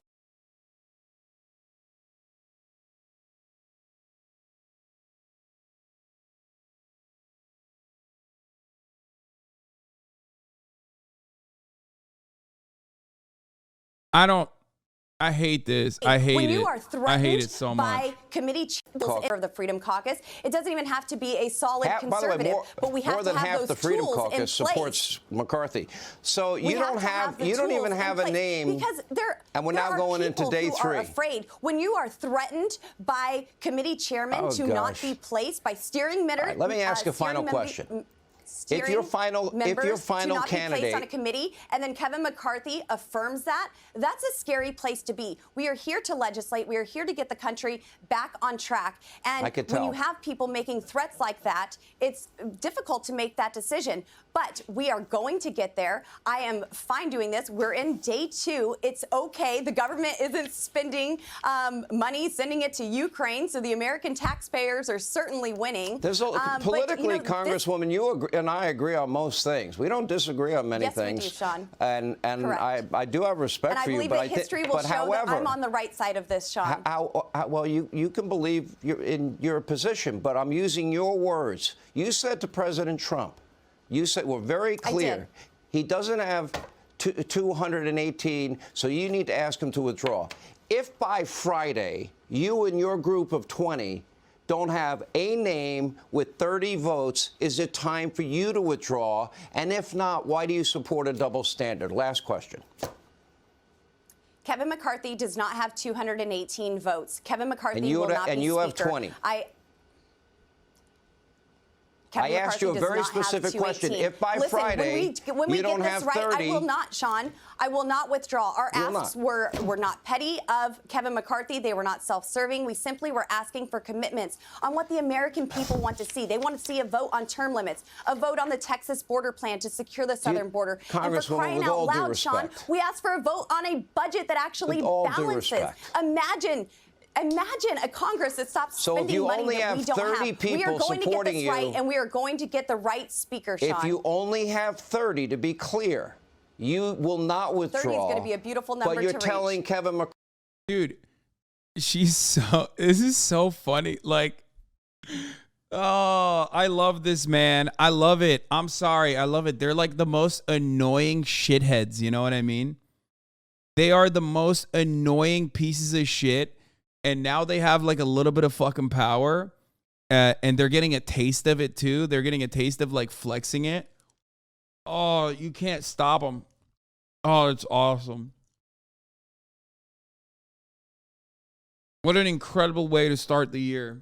Even though fucking Twitch is not allowing me to do my job adequately. Holy fuck, it's so annoying, but McCarthy and the 203 people that support him to withdraw because they don't have 218. That's what you're saying. Look, it's obvious by tonight's motion to adjourn that Kevin McCarthy and his supporters are already getting voter fatigue. And I asked you a simple question, Congresswoman. I feel like I'm getting a liberal I'm not going an to answer support from a Kevin liberal. McCarthy, Sean. Okay, so even if you only have 30 votes, Kevin McCarthy, you will not abide by what you told President Trump to abide by. I don't believe I will got it. be. I feel like we've made progress. look, I love President Trump. You're not going to turn me on him. You're not going to pit him against me. Not trying to pit him against you. That's what you said to him. And I am standing. Yeah, it was kind of ballsy that Lobo, who like basically is, anything, an entity, a known entity is a consequence of Donald Trump. Like Trump made her, you know what I mean?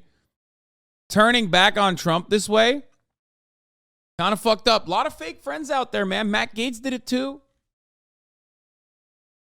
Matt Gaetz fucking did that shit too. It's messed up, dude. It's messed up. This makes me wonder, is every person in our district also that stupid? I think there's a lot of stupid people. Langium, thank you for the 15 gifted subs. There's a lot of stupid people in our district. But they're not so stupid because like clearly they almost unseated her, so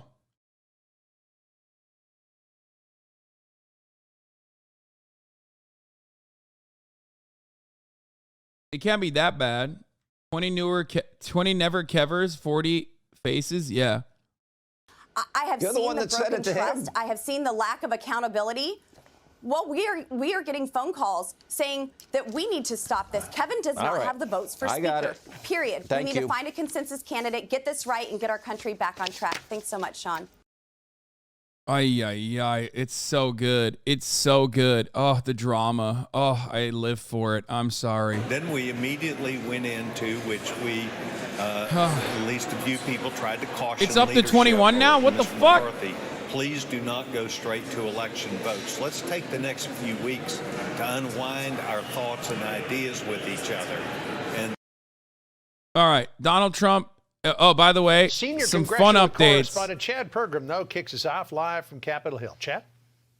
John, good afternoon. The House is now in the middle of a 7th vote for Speaker, but they're going to have an 8th vote. That's because there are enough votes to block Kevin McCarthy on this ballot. Now, just a couple of moments ago, we had a vote by Matt Gaetz for Donald Trump. Keep in mind that the Speaker of the House does not have to be a member. Now, the key in these roll call votes today is for Kevin McCarthy to demonstrate signs of progress. McCarthy has been stalled at 202 or 201 votes since Tuesday. He needs to get closer to 218.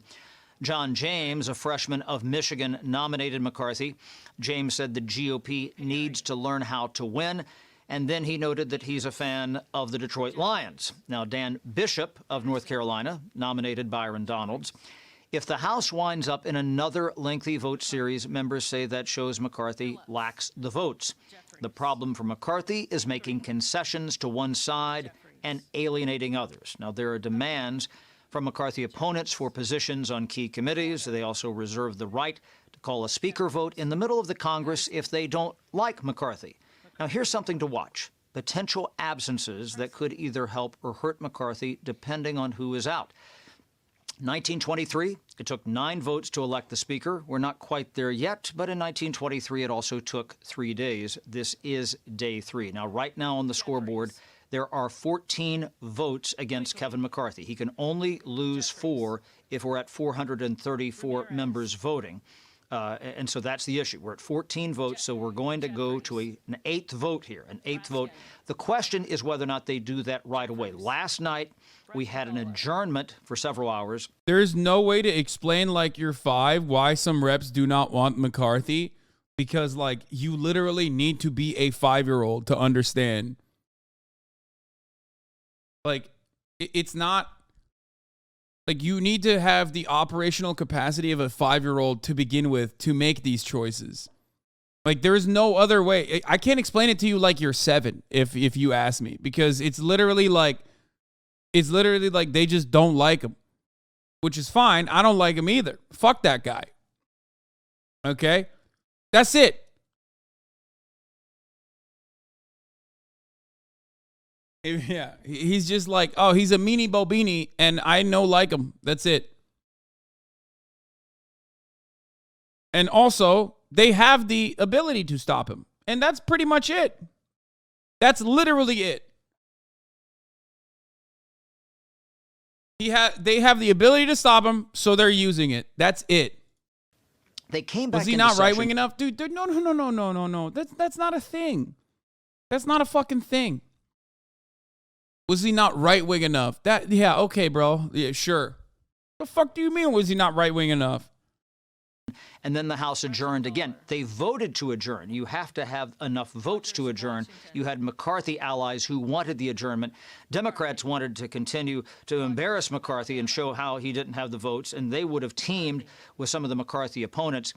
That vote to adjourn passed by one vote. It was a very close ballot, so it's unclear if they would even be able to adjourn or be compelled to continue to do this over and over and over again. Keep in mind that the rule is you have to keep voting until you get a Speaker of the House. And 3 days now of not having a House of Representatives fully constituted. John? All right, Chad Perkin for us, watching all the action on Capitol Hill. Chad, thank you. I'm Steve Ducey. I'm Brian Kilmeade. 20 is a big number. This isn't like a marginal thing. He surrendered, says David Axelrod, on Kevin McCarthy's concessions. Ooh, they're bullying him. You hate to see it. You hate to have the guy who Obama uninvited from his birthday so we could have Beyonce and Jay-Z there shit on you like this on television, okay? Like, straight up. 3/4 of these people around. But let me tell you something. Jake said that he's made a cornucopia of concessions. He's surrendered. I mean, the truth of the matter is, whether the 20 want to accept it or not, they've won. They've won. Either McCarthy becomes a neutered, powerless speaker who has a sword of Damocles over his head, that could fall at any time because anybody in that body could call to vacate the chair, or someone else becomes speaker. But they have won this. I mean, the only thing that's left is for one of them to drive out with McCarthy's car and another one to wear his coat. And I mean, he's given everything away. But Axe, do you think if you give in to these, if McCarthy gives in here, right, to these folks, whoever's next is going to experience the exact same scenario? My concern is not for the Republican Party. That's not even true. That's not even true. Those concessions are not important to them. No. If it was someone else, they would probably, if it was a consensus candidate as they're talking about, like if they could get someone who's interested in the position, right, who like the rest of the party is going to toe the line with regardless, right, then they would drop those things so fast. One of the concessions is literally to default on the debt, brother. There is no American Congress member who unironically wants that to happen. Like, they just don't want Kevin McCarthy. That's it. And at this moment, because like there is no, okay, this is important. I'm going to take a step back and explain something to you. Democrats at least have like some marginal policy positions that they are advocating for that they want to do, okay? And when they have power, they try to push that. Republicans, when they have power, they have only one policy position that they want, okay? Tax cuts for the wealthy. That's it, right? That's precisely why when Donald Trump was president, they were like, they were kind of scrounging. They were like looking for new things to work on. So with the Democratic Party, they have to put forward spending packages. They have to fund Medicare, Medicaid, that sort of thing. Like these are still, even if you don't agree with the Democratic Party, which I don't, even if you recognize that their position is ultimately to basically stop the leftist momentum from ever coming to fruition, like ultimately they have like some policy positions. And for that, you need, when you have a clear identifiable policy position, you need a Speaker of the House. You need like people to be able to, whip the votes and shit like that. For the Republicans, they have nothing. They're especially because like it's currently a Biden administration, and they don't have the Senate, they don't have the presidency. So like they're just gonna stop other bills from coming down into the House anyway. So, like, they're just having fun with it right now. These 5 people, the Gang of 20, the Never Kevers, are just having fun with it. Because nothing. They have no tangible policy positions. They have no prescriptions to the problems that we're experiencing as Americans. And they're just going to block and push anyway. So, that right now, they're just blocking and pushing while having fun with it. And personally, building their brands by presenting themselves as like anti-establishment. Yeah, they are filibustering for clout. Exactly. My concern is for the country. Right. Well, I think this is going to be, this is a precursor of an awful couple of years. Yeah. And that's a really important point because, again, giving all the things that he's giving away, not just at what cost, but what is that going to look like over the next couple of years? Yeah. If every day, every week, we are back here having to vote again, nothing is going to move. And, you know, the other thing I do want to say, this is exactly what the American people voted against. You have a handful of MAGA extremists, destructionists, I would call them, basically holding the United States House hostage over the things that they want, which are not the things that a majority of Americans voted for, who voted for, hey, we want you to get some things done, which, by the way, your former boss, Scott, Mitch McConnell sent a very strong message, it seems to me, to the House yesterday to say, I'm not going to play that game with y'all. The House doesn't have to do a ton of stuff. It needs to pass a budget. We'll have to do the debt limit. It needs to pass appropriations bills. But those three things, if you couldn't wrangle these 5 to 10 people, then all of a sudden the Republicans are over begging Democrats for help. And by the way, the help won't come for free. You'll end up with Republicans having to give away goodness knows what to Hakeem Jeffries to get the votes to do the basic functionings of government, which no Republican voted for, I can assure you, anywhere in the country. And so that, to me, whoever becomes speaker here, I still think God, it's just, I can't tell if I'm watching Fox News or CNN. Like, this is literally a right. Oh my God. This shit is so frustrating to watch. It's like, dude, there's supposed to be like the objective name in news. And it's like, I don't know. I just like, they're basic. I mean, this guy is like, to me, whoever becomes speaker here, I still think God, it's just, I can't tell if I'm watching Fox News or CNN. Like, this is literally a right. Oh my God. This shit is so frustrating to watch. It's like, dude, there's supposed to be like the objective name in news. And it's like, I don't know. I just like, they're basic. I mean, this guy is like very clearly a Republican, okay? A Republican talking head who is talking about how like a power sharing agreement would be awful for the Republican Party because no Republican voted for that. It's like, what are you? Oh my God.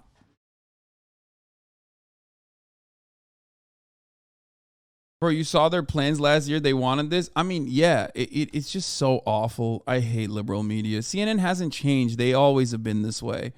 They're just becoming more and more right-wing because America is super fucking right-wing, at least in the way that it churns out policy, okay?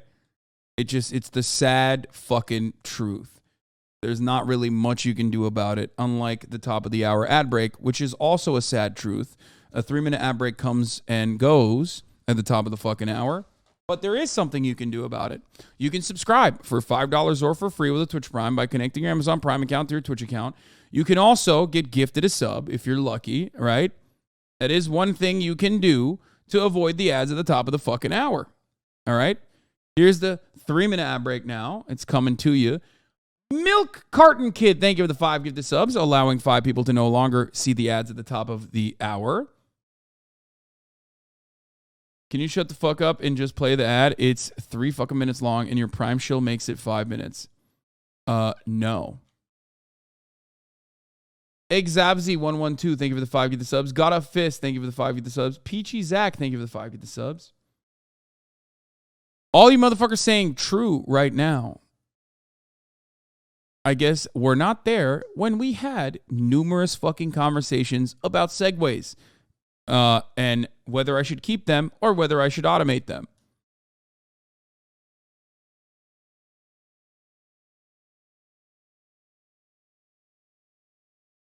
It's not like I decided, I'm just going to do it like this. I have time and time again asked the community.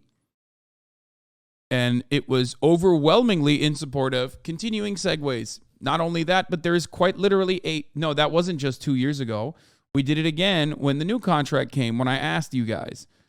And not only that, but also on top of that, the segues have become a meme in and of itself. Okay, the segues have become a meme in and of itself. The debates have become a meme in and of itself. There's a literal bot in the chat that rates the segues. Like, it's firmly a part of the community culture.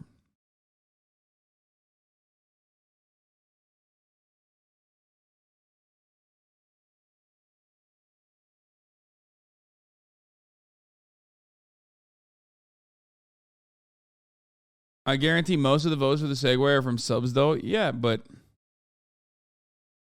who cares?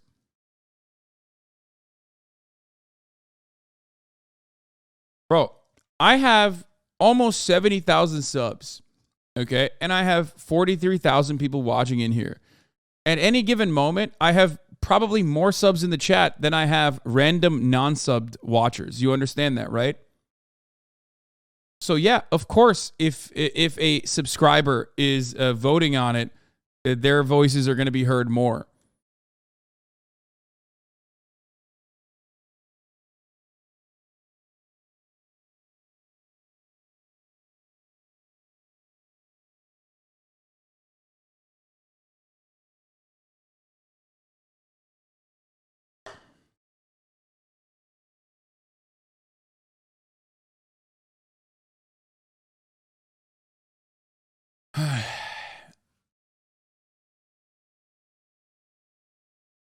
So yeah.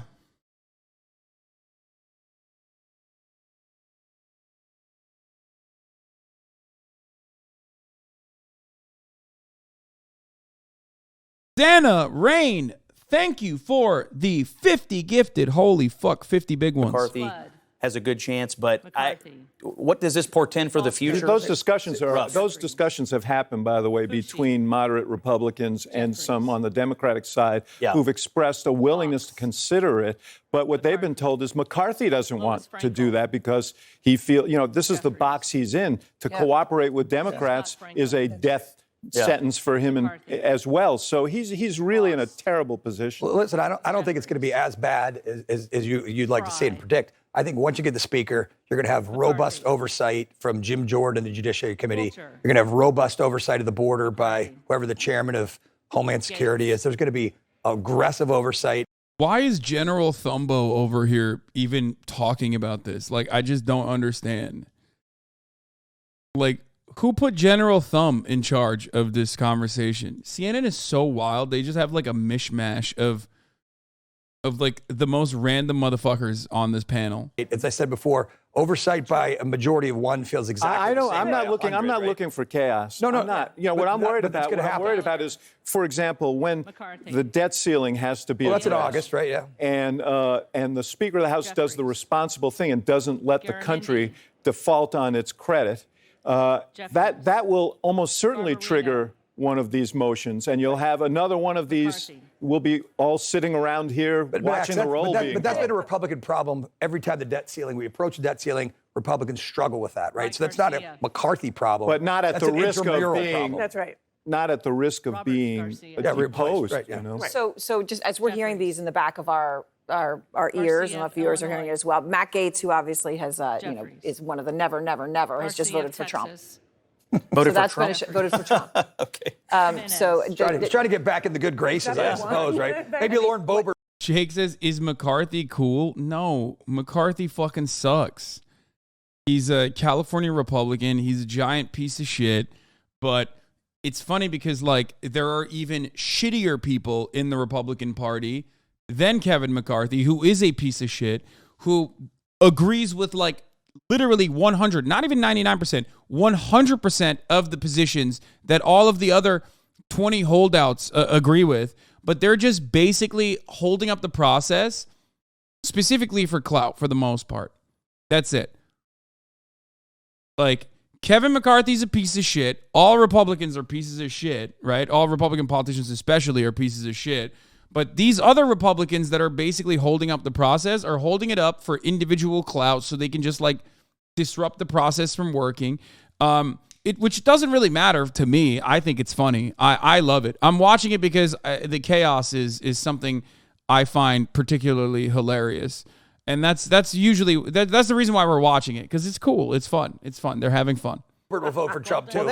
She told him to kind of shut up and go away. Well, that is a big issue here. He had no impact on the purest MAGA congressman. Well, he's come out and said go for McCarthy. Right? He did. Yeah, he had no impact. And not only did he have no impact, and then Boebert goes down to the floor and is ordering him around in public. I mean, it was kind of humiliating, truthfully. Yeah. I mean, if I could predict. Yeah, the TLDR is that the House can't go into session until they elect a speaker. 20 Republicans are holding it up so nothing can get done. But like the irony, of course, is that Kevin McCarthy's position as Speaker of the House and the Republican majority in the House is literally going to be holding up all the Democratic Party's policies or the rest of the Democratic Party's agenda. But when you even pull yourself away from this for a brief moment and remember the past 2 fucking years of the Democratic Party maintaining control of the House and Senate and their overall inability to get anything done from their fucking agenda, you realize, oh, this entire thing is a fucking spectacle. It doesn't even matter because the Democratic Party was cucking themselves anyway.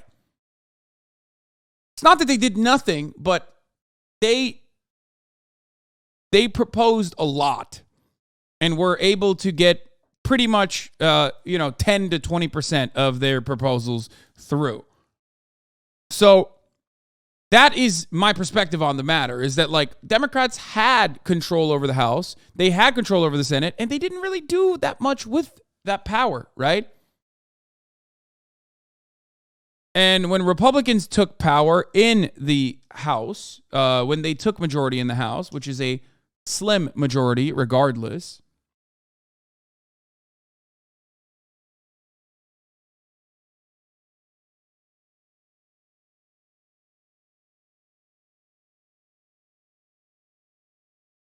they were going to stop the. Sorry, I'm looking at other shit on the side here. It turns out the Republicans are missing another representative now, Ken Buck, who missed the 9th ballot after traveling back to his state for a planned non-emergency medical procedure. Oh my God. Buck's office didn't detail a timeline for when he will return. Holy shit, dude. That's hilarious. McCarthy is hemorrhaging support, dude. Another one bites the dust. Oh my fucking Lord.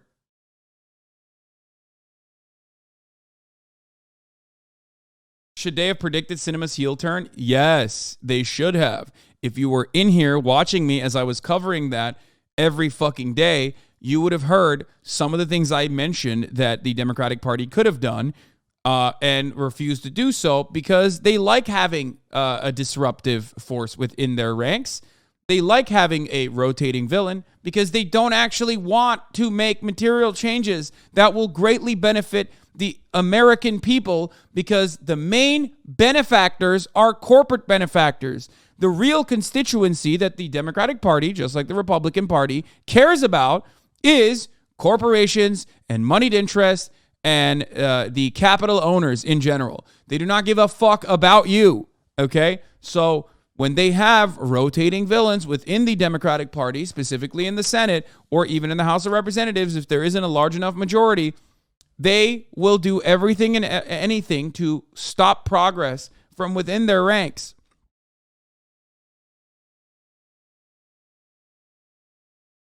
And for everyone who keeps saying, so dude, what's the answer? What's the answer? What's the answer? I keep telling you all the time. At this stage, one of the main things you can do is instill class consciousness amongst your fellow working class members. A thing you can do is basically try to gain a level of autonomy in your workplace. And the only way to do that is by organizing in said workplace. This takes time. Okay? Society only prospers when old men plant seeds for trees they will never sit in the shade of. So you have to do that. You have to put your best foot forward and build brick by brick the foundation of a better tomorrow. That's it. I'm not here to fucking soft serve it to you. I'm not going to tell you that things are going to be immediately good. There's like a magic pill solution, like Bernie Sanders is going to be the fucking president, and then everything is going to be magically, wafted away with a wand. That's not how that works. It doesn't. It doesn't work that way. Okay? Things are shit. And the best thing you can do is basically make it a little less shit. And have fun while you're doing it. Honestly, have fun. Enjoy life as best as you can. That's it.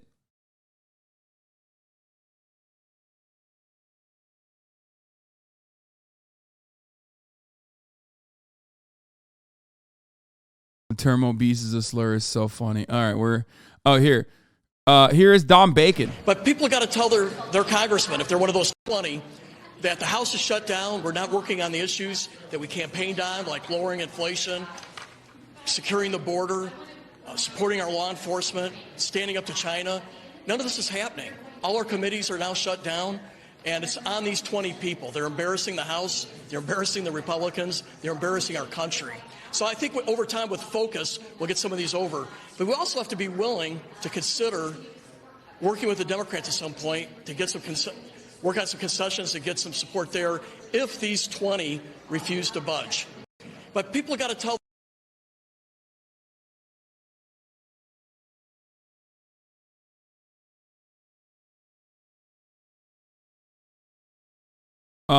Oh, this is huge, by the way. Yeah, new investigative details released on Thursday provide the first clear view of the apparent movements of the man accused of killing 4 University of Idaho students in early morning hours of November 13th. We're going to do that as well. Meanwhile, while that's happening, the 10th vote is also happening, okay? With 100% certainty. We're going to get to that in a second. Donald Trump will not be sending And yes, Warren I am Buffett. familiar. I know Bolsonaro's hanging out at a fucking Publix, which is a institution of the South, okay? Truly a profound, one of the greatest things that Florida has. I'll be honest. One of my favorite things, at least, is Publix. And Bolsonaro gets to experience that, even though he's a giant piece of shit and doesn't deserve to step foot inside of a Publix or even anywhere that is not a Brazilian prison. Okay. I was looking at a poll that came out this week. I'll be back in a second. There were ratings of various legislative leaders. Nancy Pelosi among Democrats was 73-19. Kevin McCarthy among Republicans, 42-33. It's not like he's a beloved figure among Republicans, so they're fighting over a guy. No one wants to storm the ramparts for. What Republican leader is? Our sport is kicking the crap out of our own leadership. The Democrats have, there's been internal wranglings, Karen, but ultimately you uplift your leaders. You've uplifted Nancy Pelosi. But we are like crabs in a bucket. We have been for 12 years. One climbs to the top and everybody tries to drag them down. And by the way, there are consequences to that attitude, and we're seeing it today. But also consider that Nancy Pelosi, because there's also a generational issue going on here with the 5 of the 20. I'm going to have to remember my numbers, right? In terms of how they view what their job really is. They view their job as getting clicks, raising money, creating chaos, not actually legislating. Mission accomplished. Yeah. But they're not actually interested in legislating. Pelosi understood where her caucus was, how to get people what they wanted, what they need. The fact that, for example, you have Kevin McCarthy just met with some of the freshmen, was it last night?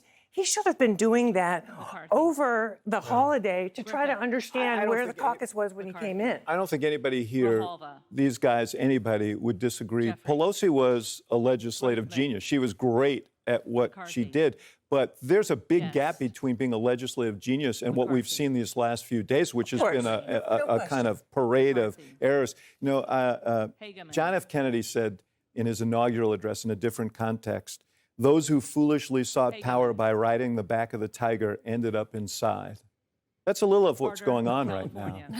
Kevin McCarthy has been placating these people for years, and now he may end up inside.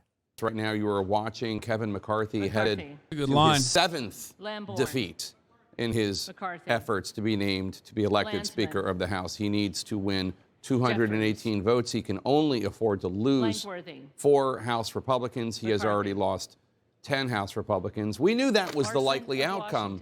And he's today, losing more. What we were looking for to see if there was any movement because of all the concessions he made when it came to rules and procedures, all the things that Congressman Chip Roy and some of the other rebels have been asking for. But as of now, I have not seen any of these individuals who claim to care about rules changes change their votes at all. Right, and I think if you're watching at home, understand that each one of these votes sends a signal or a message. You don't actually have to know every single number which way. You just have to see, is it changing directionally? And Kevin McCarthy last night didn't want to have an additional vote at 8 o'clock because he said we need more time. It's been a whole... He is officially at the precipice of losing the vote for the 10th time, by the way. They're talking about the 7th time. This is last night. Curtis. Yeah, McCarthy appears to lose the 10th speaker vote. Yes! Jeffries. Yes! Davidson. Yes! How are you not going to appreciate what's going on here? Come on, man. Whole night, we're into the next day, and the numbers aren't fucking moving in the direction loser. we'd like. So what is the signal everyone else is trying to send is the question we should ask ourselves. And is there another demand or another name? And I don't know, everyone else here has cell phones with more people in it than me, but I don't know what the sort of want is at this point. And let's bring in an ally of Kevin McCarthy, former Republican Congressman Rodney Davis of Illinois. First of all, Congressman, happy birthday. I can't imagine you would rather spend your birthday doing anything other than sitting in a room by yourself answering our questions when we choose to come to you. So happy birthday. But I have to say, I was told yesterday by a House Republican, a supporter of Kevin McCarthy, that the sudden move to adjourn at 8 p.m. last night after saying they were going to reconvene was because of fears among McCarthy allies, at least because of fears that someone was going to bring up Steve Scalise and nominate Steve Scalise. And you just heard Ken Buck a few minutes ago telling me that if McCarthy does not win this today, he will likely, or he will possibly put Steve Scalise's name as a nomination for the speakership. What do you think is going on right now? Well, first of all, thanks for the birthday wishes. It's actually enjoyable to be alone in here than on the floor watching that circus if I was in Congress again. But in the end, I have not heard that was the reason why they wanted to go to a conference and adjourn last night. I heard the reason that they wanted to adjourn last night, Jake, was to actually go negotiate. Sure. I've heard that they've had fruitful negotiations, but in the end, this vote is going to be a telltale sign, as many of you have mentioned all day, of whether or not there's going to be some changes. Look specifically at Chip Roy. If Chip decides to change his vote to McCarthy or present, that's progress. And if Chip can live up to the commitment to get 10 people to come with him, I think you'll start to see some pressure going. This was last night when Chip Roy said he had the 10 votes, but nope. Senior congressional correspondent Chad Perger. We already covered this. Donald Trump was the new person that they put forward, which is pretty fire. Before we move on to some other news, obviously, let's celebrate the 10th vote that is lost. McCarthy. Hold on. Fallon. He's now a 10-time loser, which is, respect, actually. Manu Raju asks Kevin McCarthy about why he can't pick off any of the 20 R's. It's all going to be this way until an agreement comes. Okay? Asked why it's been so hard for him, McCarthy said, I think it's great. If you think it's so hard when it comes, I want to see what you write. He's like, nah, actually, all my losses are lessons, dude. That's what he's saying. He's like, nuclear grade copium on my man here. He's like, nah, you don't understand. It's actually fucking better that I'm being made a fool on live television and made to look like I have no fucking... I have no business being the guy whose job is to whip the entirety of the fucking House of Representatives. Because remember, the speaker in the House of Reps has one purpose, is to whip votes. To be the leader of the Republican Party, the most important leader right now because he actually has majority power in the House. He can't do it. Asked at what point will he make a realization that the outcome won't change, McCarthy told me, after I win. Isn't that what the whip does? Yes, the whip works at the behest of the fucking Speaker of the House, my friend. The fuck do you mean?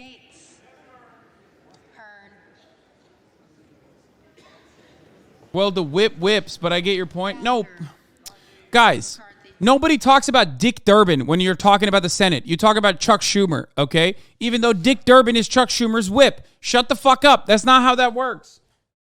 The leader, the majority leader, is the important person here. That's the leader of the fucking party.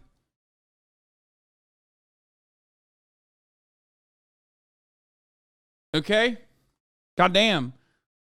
Fucking, well, actually, Andy's over here trying to teach me basic political lessons here. Like, I don't know what the fuck I'm talking about.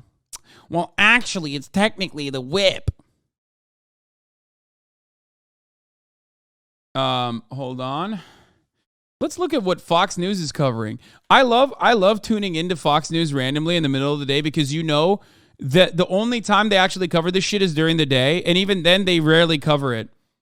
They cover it for a little bit during the day. 2 hours. But overall, if it's too late or where. But overall, the you know, at nighttime they're like, Judge Janine. the 5 is on. Ooh, the 5 is on. Yeah, 10. How does it feel? How are you feeling about it? Oh, my favorite. Tell me about it. You know why? They're making the Republicans look ridiculous. First of all, I like Kevin McCarthy. Okay, why wasn't this done ahead of time? Why are we doing this in front of the public? We look like a bunch of fools. Okay, and Lauren Boebert, you know, with all due respect, I mean, the woman barely won her race. You're holding out until Kevin falls. What is the alternative? What do you want? What is the option? What can people agree on? You want the Republicans to vote to get the Democrats to get a Speaker of the House? Can you imagine Nancy Pelosi saying, let me get some Republicans so that I can be the Speaker. I can put them on committees. This is an embarrassment. And I got to tell you that it's gone on long enough. It shouldn't have happened this way. He's done everything. You're lowering the threshold to boot him to one person to get a vote, to boot him out of Congress.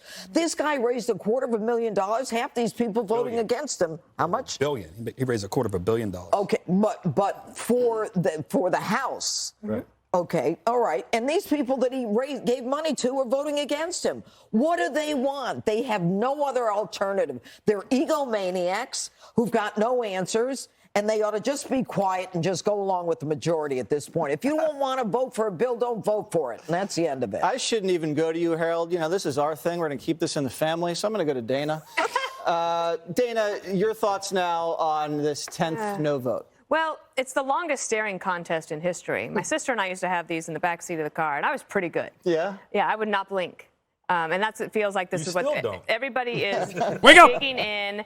And I just don't see how this ends for a while. I mean, maybe they go away for the weekend, and they didn't take my advice. Nobody got a drink together last night. Good idea. I do think it's interesting that Kevin hasn't lost anymore either. Right, so you keep getting the same result over and over again. So the holdouts aren't getting what they want, and the 200 or so that are with Kevin McCarthy right now are staying. And it could be that apparently there is some progress perhaps with the ones who are not the Never Kevins, but the ones who want some significant changes, including one of the things that I'm asking for is to have some people jump the line of seniority in order to get some committee posts. Yeah. I mean, is that fair? I don't know. I would imagine that if it happened to them, if they got skipped over, they'd be furious about it, right? And they would say, oh, this is the establishment doing this to us. So the feelings are going to get even more raw, I think, as this continues on. However, it just felt like there was a little glimmer of hope that maybe this could get done by next week, I guess. Yes. I'm not going to say it's not going to. I don't think it's going to end tomorrow. You're pretty good with predictions. I don't know. I had a terrible year last year. I'm 1 for 1 this year so far. All right, Greg. We know you have a lot of dogs in this fight. How does this end? Well, I'm running out of things to say, and so I'm looking through my notes. Like, what have I not said? And I found a few things. So if you bear with me, I'm officially tired of people saying this is the first time in 100 years. This is the first time in a century. You know what else hasn't happened in 100 years? 1923. Yeah. Do we have anything else in those notes? No, that's it. That's it? No. Wow. I keep Brilliant. looking it up on the TV, and it's like the opposite of a telethon. You know, the sick patient gets less help. People are calling and saying, we want our donation back.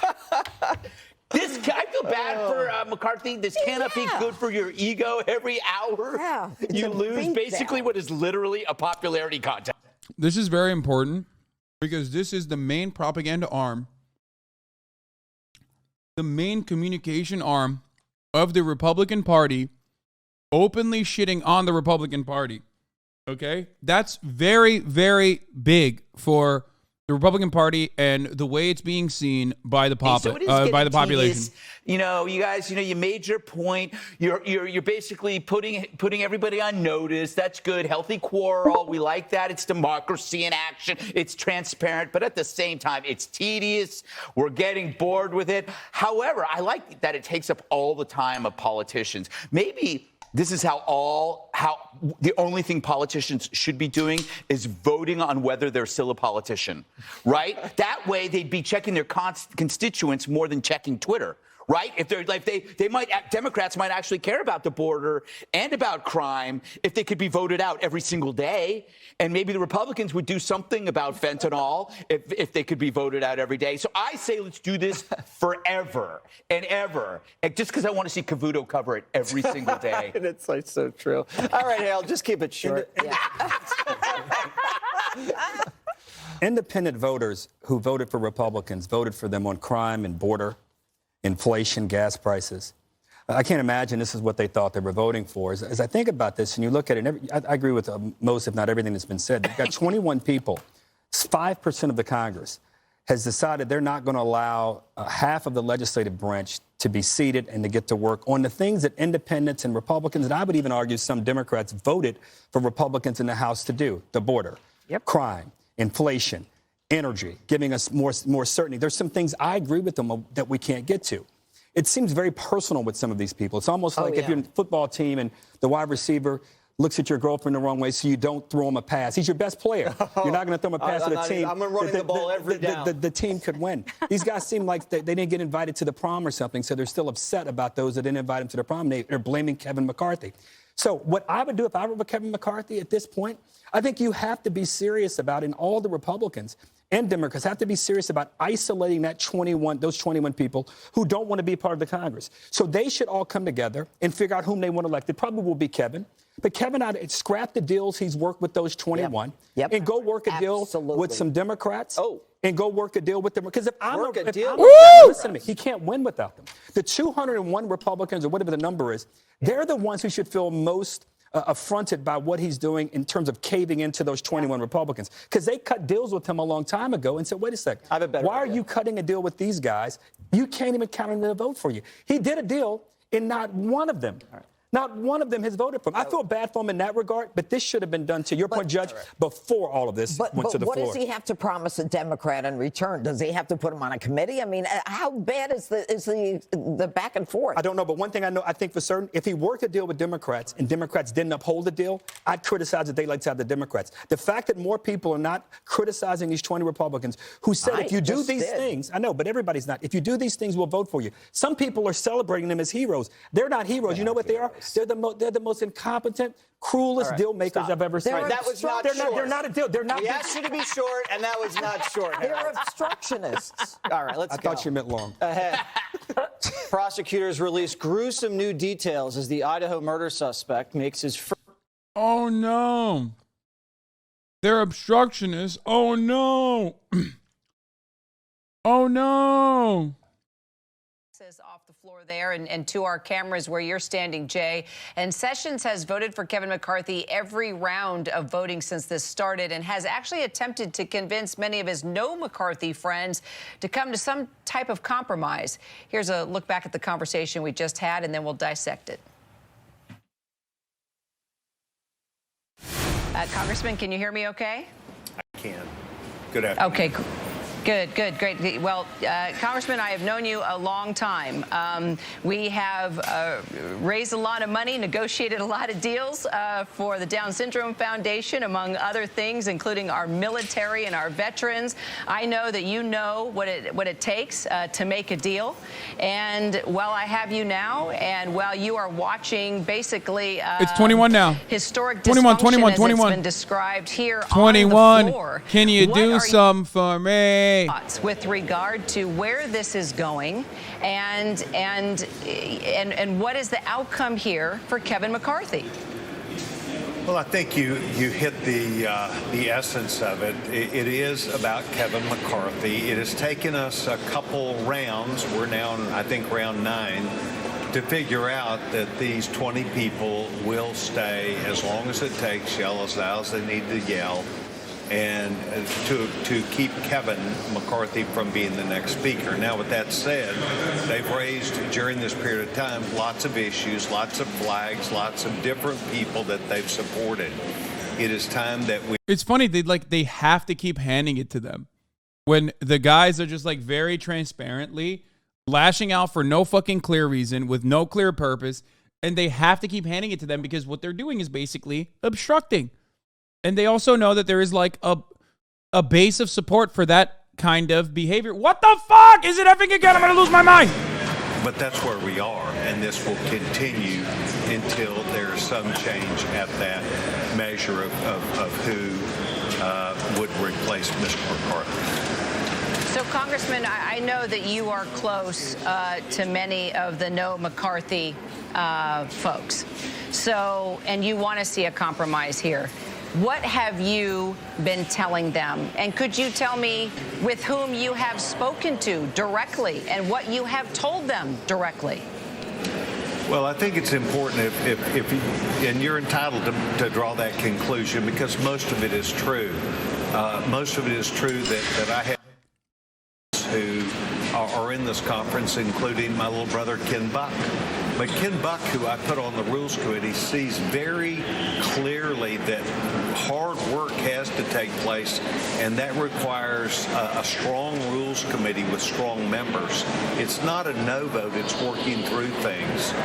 The things that we have right now are a group of people that are raising up extraneous matters, not the essence of what they really want. Oh, I think they did make progress last night in dealing with Mr. McCarthy. They talked about some of the campaign money that he had spent, including in primaries. So I think that's part of the bitterness, but that would seem to be resolved. So the question is, okay, if you are not going to, if you're simply going to fight Kevin, what is your own alternative? And always in any debate, the question comes up, we know what you're against, what are you for? And I think that the reason why I support Mr. McCarthy is that I have not only a good handle on what he's for, but I felt like we had pushed Mr. McCarthy enough where he saw how Dude, the fucking the always Keviners are so boring. That's one thing that they're losing right now. You know what I mean? Like, they're losing the fucking fight because, like, the always Kevin guys are nowhere near as entertaining as the Never Kevers. You know what I mean? The Never Kevers are insane. The Never Kevers are unhinged. But they're telegenic. They go on television and they just fucking screech. Okay? They need to bring Marjorie Taylor Greene to the forefront. If you want to gain some momentum on the pro Kevin side, you got to have Jewish space lasers, okay? You got to talk about fucking insane unhinged shit. You got to talk about how Nancy Pelosi is trans and we need to do a trans investigation. Like, you need shit like that. They got no momentum. It's boring motherfuckers who are like, I'm a bureaucrat from Alabama and I want to make sure that we continue to vote for the other bureaucrat. Make it more fun. There's no content. MTG is the only one. Yeah, no, that's what I'm saying. MTG votes for McCarthy every round. She is their most loyal soldier. She is the only one who's like at least a little bit fucking entertaining and telegenic. Not this boring fucking bullshit, dude. Yeah, all the Keviners have no swag, and the Never Kevers have all the swag. This is a problem.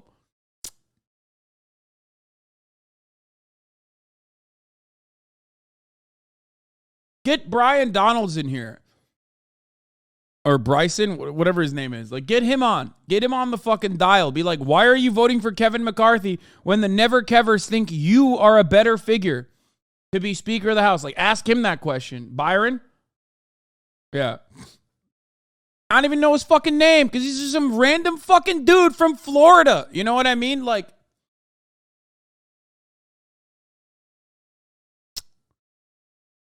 there are forever Kevers out there and there are Never Kevers out there, okay?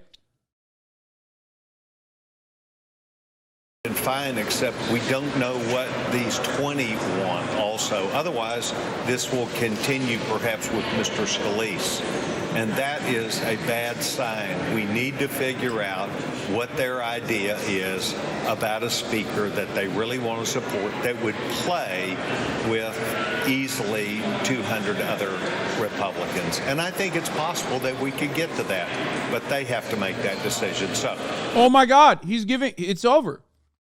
When you have a forever Kever literally stating we need to find a separate person that all 200 Republicans are going to be interested in voting for, it's done.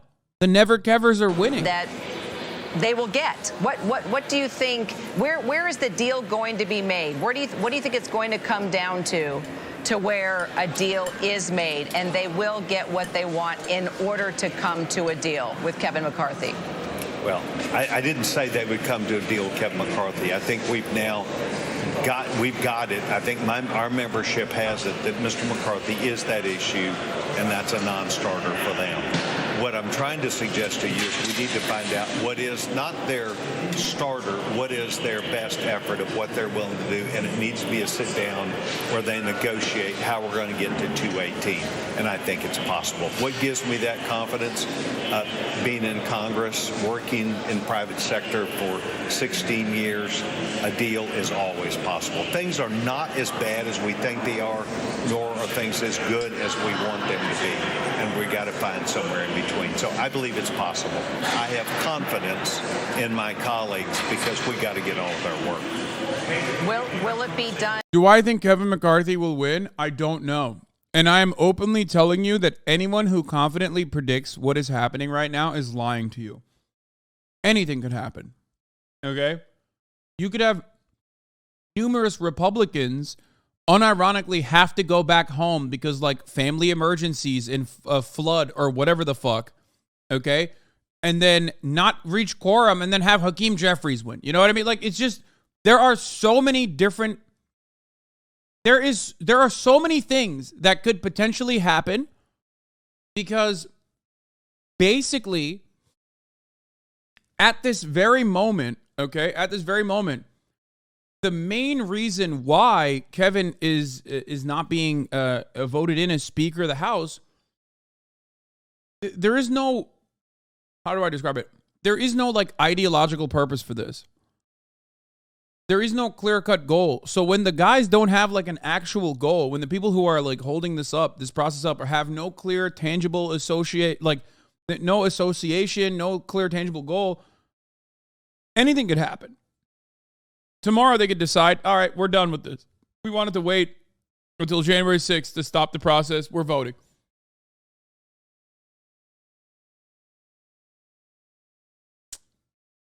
But what I do know is that Kevin McCarthy, for one reason or the other, keeps saying, without any new negotiations or whatsoever, that like, oh, we're going to have a deal. We're going to have a deal. We're going to have a deal. We're going to have a deal. But there's no deal. However, here's another one of these instances where sources tell us the deal between McCarthy and his opponents is closed. Chip Roy and Patrick McHenry have been negotiating it. All the big players are now in Tom Emmer's first floor office. Ralph Norman says he expects an offer in writing tonight.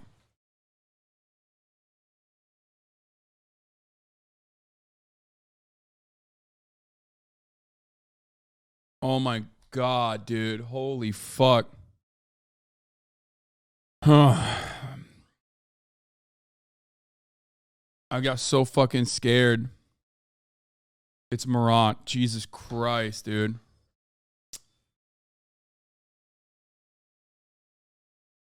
Now, of course, what is different today? They said this last night with Chip Roy. They said this the day before. They kept saying that, like, a deal is near, a deal is near, a deal is near. It doesn't seem like it, but we'll see.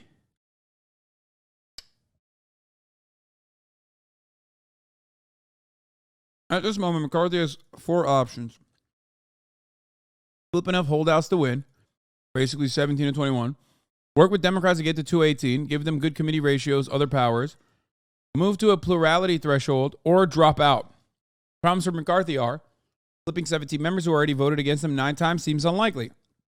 Working with Democrats, a political disaster for him. The base will go nuts. Plurality is very risky. Jeffries could win. So that leaves drop out. And that's basically where we're at this point.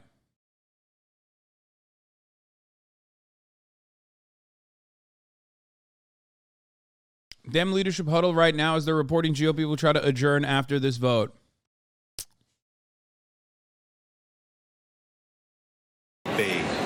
Then we immediately went into, which we, at least a few people tried to caution leadership or Mr. McCarthy, please do not go straight to election votes. Let's take the next few weeks to unwind our thoughts and ideas with each other.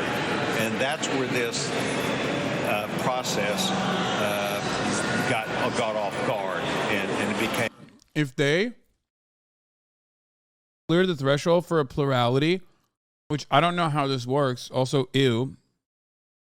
See, American politics, baby. Two of the worst scumbags talking to one another from across the aisle. You know what I mean? Both from Florida, of course.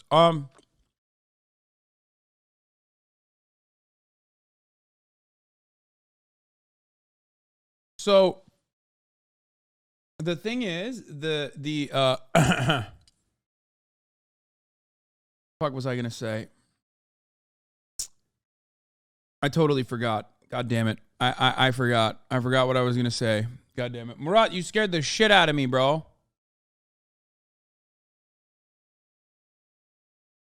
Oh, the plurality one would be a power move because it's like, hey, to all the holdouts, he would be, I don't know what the hurdles are to clear that, to make it so that it like a majority.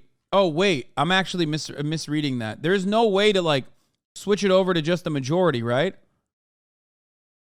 I mean, plurality, right? I don't know what the how you actually put it to a vote. I don't know how you would put it to a vote to just turn it into a plurality. But if that is something that's in his powers, which I assume they could do, I don't know how they fucking change the rules without a speaker, but let's say they do that, right? Let's say they do that for this individual vote. This would be a power play by Kevin McCarthy to say to the Never Kevers, hey, Hakeem Jeffries has won the plurality every single time. Not the majority, because the majority is in control of the Republican Party, but he's won the plurality every single time. So, I'm making you put your money where your fucking mouth is. You're not going to vote for me? Well, then you're voting for Hakeem Jeffries. And at that point, things would get really fucking spicy. It would be very sexy. It would be very cool. Especially because at that point, if the holdouts don't vote for Kevin McCarthy, then you literally have Hakeem Jeffries be the Speaker of the House because he's won the plurality every single time. And the Freedom Caucus guys are so insane that they might unironically say, fuck you.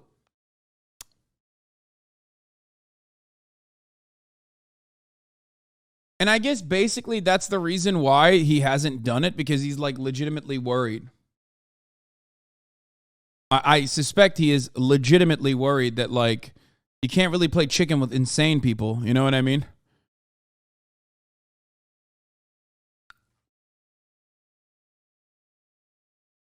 Because they might actually call your bluff and go along with it.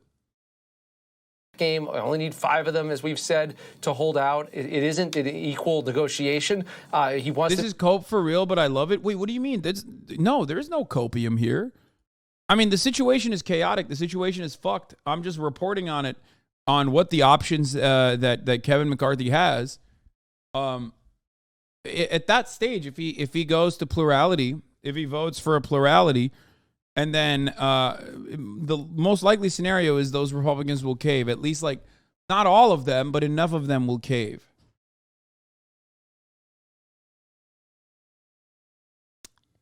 Position. The holdouts, where they can deliver all the votes. They don't think that they even control that. That's a problem. If you're standing in Kevin McCarthy's shoes, maybe the window is already closed on that possibility.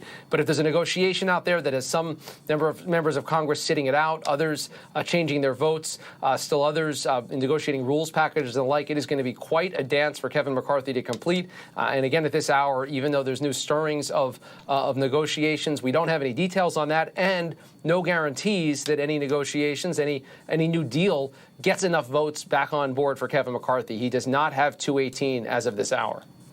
What did you think, just to follow up on what you said about Steve Scalise, about what Pete Sessions said to me when I asked him, does there come a point where you walk up to Kevin McCarthy and say, friend, sir, buddy, you know, with all due respect, it's time to withdraw and let Steve Scalise move in?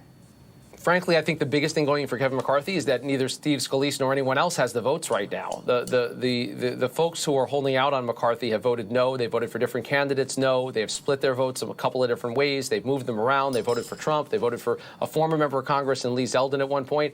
They have not put forward a viable, reasonable alternative, which is a big frustration to loyalists of McCarthy, including Congressman Sessions. I think personally, if McCarthy, even McCarthy allies, thought that for the record, that Steve, for people saying, isn't this the moment for Donald Trump to whip votes? He's been trying. Now, Trump, if there's anything Donald Trump is good at, other than having a fat ass, it's his endless ability to read the room. And right now, he's like trying to get the never Kevers to shut the fuck up and vote for Kevin, but he's not able to do so. And not only that, but he's waiting for Tucker Carlson. He's waiting for the other right-wing operatives that are more populist, that have a better grasp on like what the most psychotic people in the fan base want, what the MAGA fan base wants. So before he gets a better understanding of like how unpopular Kevin McCarthy is, to the Trump supporters, the crazy ones, okay? He's not gonna come out and speak on it on Fox News. It could happen tonight, it could happen tomorrow, but so far he's only tried to whip the votes through Truth Social, and the reality here is that he's lost a lot. Finally, just to release the video about you stealing his content, by the way. No, he didn't. He talked about a fucking botted channel that is literally not related to me. Do you want to know why I know that? And do you want to know why you are literally like one of those fucking weirdos who thinks they're a puppet master? Because I'm talking to Pineley personally.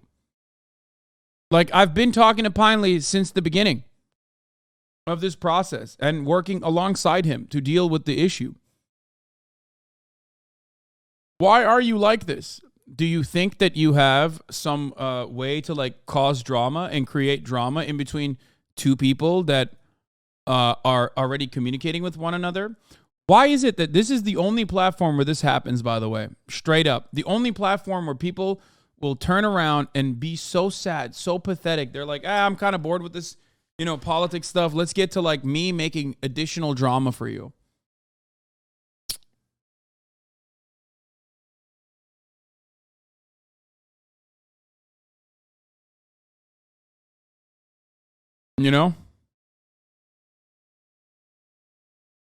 It's such a weird thing for chatters to do, where they think they're like puppet masters. This is sending. Yeah, the wrong message, without question. We've talked about Frederick Gillett several times during the course of our coverage. Frederick Gillett was the speaker who was finally became speaker after 9 ballots in 1923, 100 years ago. So this is, this is unprecedented, at least in over 100 years now. So as I mentioned before, Kira, without question, it's an embarrassment. And not only is the nation watching, but the world is watching the dysfunction in our government. Again, hopefully we will see the Republicans come together. I don't know what it will take to bring those 20 recalcitrant Republicans into the fold for the Republicans, but certainly Kevin McCarthy and the elders that you talked about before will have their challenge. Mary Ellis, do you want to make your best guess? No, but my only guess right now is that we need to buckle in for a long night. I mean, one thing I'm hearing from Democratic sources is that they are once again not interested in helping Republicans adjourn. They believe that this is the people's business. It needs to get done. Republicans need to get this done. And we saw last night how many Republicans also, especially in that kind of defector group, voted to not let them go home. So I think it's quite possible we're in for the long haul tonight. So, all right. So if we're in for the long haul, how long are we talking? I mean, are your sources saying that they definitely want to wrap this up by tonight, not go in tomorrow, not go into the weekend?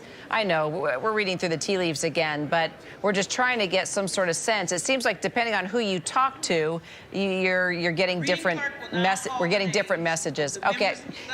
Hold it. We're going to go ahead and take a listen. We're going to get the final count here and see what happens next, see if we move into the 11th vote.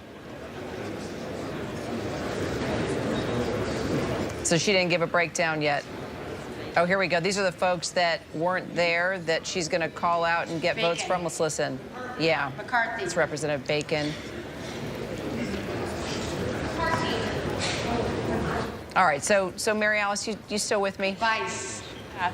I think that what I was saying is that basically Democrats, as well as some of those, defectors in the Republican Party, are willing to buckle in now and really not, like we saw last night, they want to vote against adjourning and against going home. The Democrats I'm talking to especially believe that this is important work, that it sends a bad message. If they want to keep it going, baby. Let's go. Republicans deal with this and figure this out. Now, the fact that the Kevin McCarthy camp is sending out smoke signals to reporters that they're working on a deal, that they're close to a deal, that people have been huddling behind closed doors on a deal, that suggests to me that they would like to tell everyone things are okay and calm down, and if we go home, we'll figure this out. So I think probably in the next few hours we'll see a little bit of that back and forth about whether or not to adjourn. But we don't know if McCarthy will have the votes to adjourn like he did last night.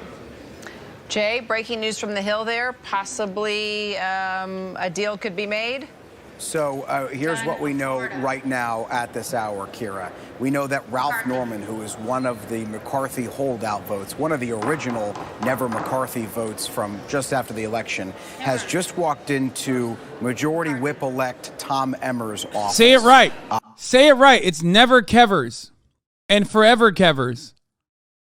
There have been meetings going on in Emmer's office for the entire afternoon trying to hammer out some kind of a deal. And Norman told reporters as he walked into Emmer's office that he's going to look at a deal, an offer right now. It's not a deal that's been agreed to. It's not a deal that has support of all of the McCarthy holdouts, certainly. But it appears from what Norman is telling reporters outside of Tom Emmer's office, bear with me, it's a little convoluted, that there is some offer. I think my colleague outside says it's on paper, meaning there's an offer. There's an offer on the table to the McCarthy holdout votes. Now we see if there are enough Never McCarthy votes, McCarthy holdout votes, who go for this offer and perhaps change their support to Kevin McCarthy. He can only afford, as we've been saying over the course of this entire process, to lose 4 Republican votes. So if there are 5 Republicans who do not like this deal, Kira, then McCarthy goes back to the drawing board and has to figure out a way to get to 218. But we've been hearing from McCarthy allies that it is their hope that they're able to pick off this opposition vote one by one with major concessions, and with this deal, which appears to be on the table, not agreed to, but certainly on the table. I can tell you, I've heard from sources who say, a deal is close, some kind of an agreement is close. There should be some kind of conversation about it and release of the exact specifics of it as early as tonight. But to caution everyone with this, Kira, even if there is a deal, it still has to be enough to get Kevin McCarthy to 218. There can be an offer from Kevin McCarthy. It could be accepted from some of the members, but each member has their own vote. So if it's not enough to convince 218 members of Congress, a large chunk of those 20 holdout votes, to go Kevin McCarthy's way, that would be good for Kevin McCarthy. It would mean he would pick up support, but it wouldn't get him all the way across the goal line. So the question Kevin McCarthy and his team have tonight is what they're offering enough to get their guy over the goal line and to get the speaker's gavel, Kira. Okay, so news there from our Jay O'Brien through sources sort of alluding to what Pete Sessions was saying in our interview, Jay. Rick Klein, it looks like, let's listen in for a second, see if she's going to give a breakdown here. Rick Klein, stay with me because I want to get you to weigh in more on timing and also this offer that appears to be on paper. Enough is enough. I will become Speaker of the House if you guys want me to, okay? Time to put my name down. Is going again. What do you make of the timing that they're going to keep going well into the night? And now, as Jay is saying, possibly there is an offer to these holdouts on paper. Can you hear me, Rick? All right, we're having some issues getting connected with Rick Klein. Pop in. Mary Alice, can you hear me? Okay, we've got some technical issues with our correspondents. We're going to take a quick break. Nothing's happening at the moment, but as soon as we get fired up again with all our correspondents and our political team, we'll take you back live there to the House floor as the next vote may soon get underway. Quick break, more news on the other side.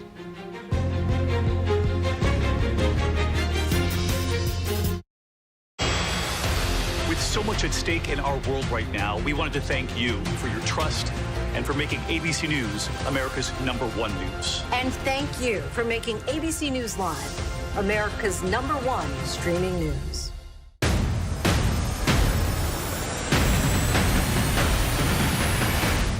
After an extraordinary news-making year, thank you for making ABC's This Week America's #1 news and politics show on Sunday mornings. Oh my God, what the fuck is this? Fire. They not just sneakers. What the fuck? Dude, have you guys ever watched TV ads? We're these guys who want to reshape the culture of the game of golf from a black standpoint. This shit sucks, but like ads on the internet suck, but like sometimes when I was in Vegas at the casino, like I literally sat in the room and watched TV. First of all, the ad breaks are insane, okay? Like here we have top of the hour ad breaks, right? Which come at the top of every hour, and there's a way for you to skip them. At the top of every hour is a 3-minute ad break. You can skip them by basically subscribing for $5 or for free, right? You know, all you need to do is if you don't have $5, all you need to do is connect your Amazon Prime account to your Twitch account, right? And you get 1 free Prime subscription a month. You can also get gifted a sub if you're lucky, right? Like that's just the way to do it. If you're an Oiler, you can share the wealth with other people, I guess. But ultimately, my point is, DJ Kento, thank you for the 5 get the subs. Here's the 3-minute ad break now. I am fascinated with television commercials. I think TV commercials, especially are very different than what you get on the internet. And there is a lot of I don't know. There's a lot that goes on on TV commercials that I find interesting, I guess. The Great Pudini, Isidorius, Mind of Boom Boom. Thank you for the 5 get the subs, allowing a total of 20 people to no longer see the ads at the top of the hour.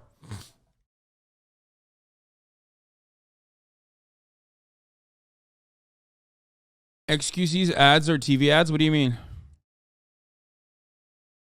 This is a real post from Donald Trump on Truth Social.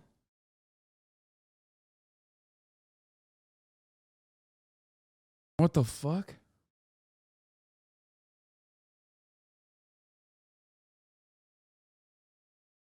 Is he saying he should be the speaker and this is what he would do if he was the speaker? TV ads are about shows. YouTube ads are about products.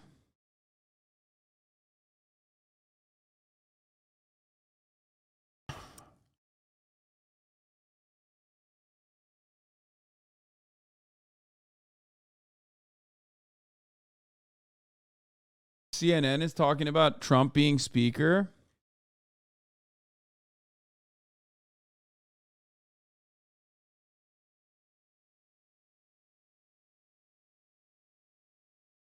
I know this is off topic to bring up, but I was watching your nepotism video and I was wondering if you working with dad and he has connections, is that with jobs? Would I be considered as nepotistic? Dude, try that again.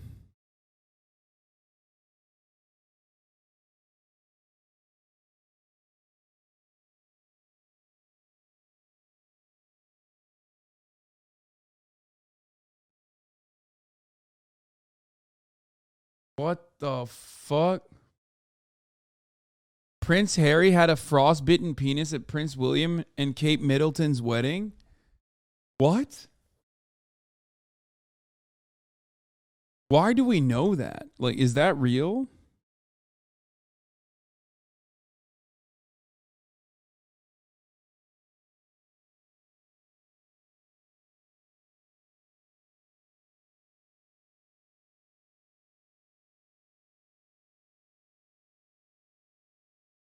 Classic Crusader King injury? Wait, really?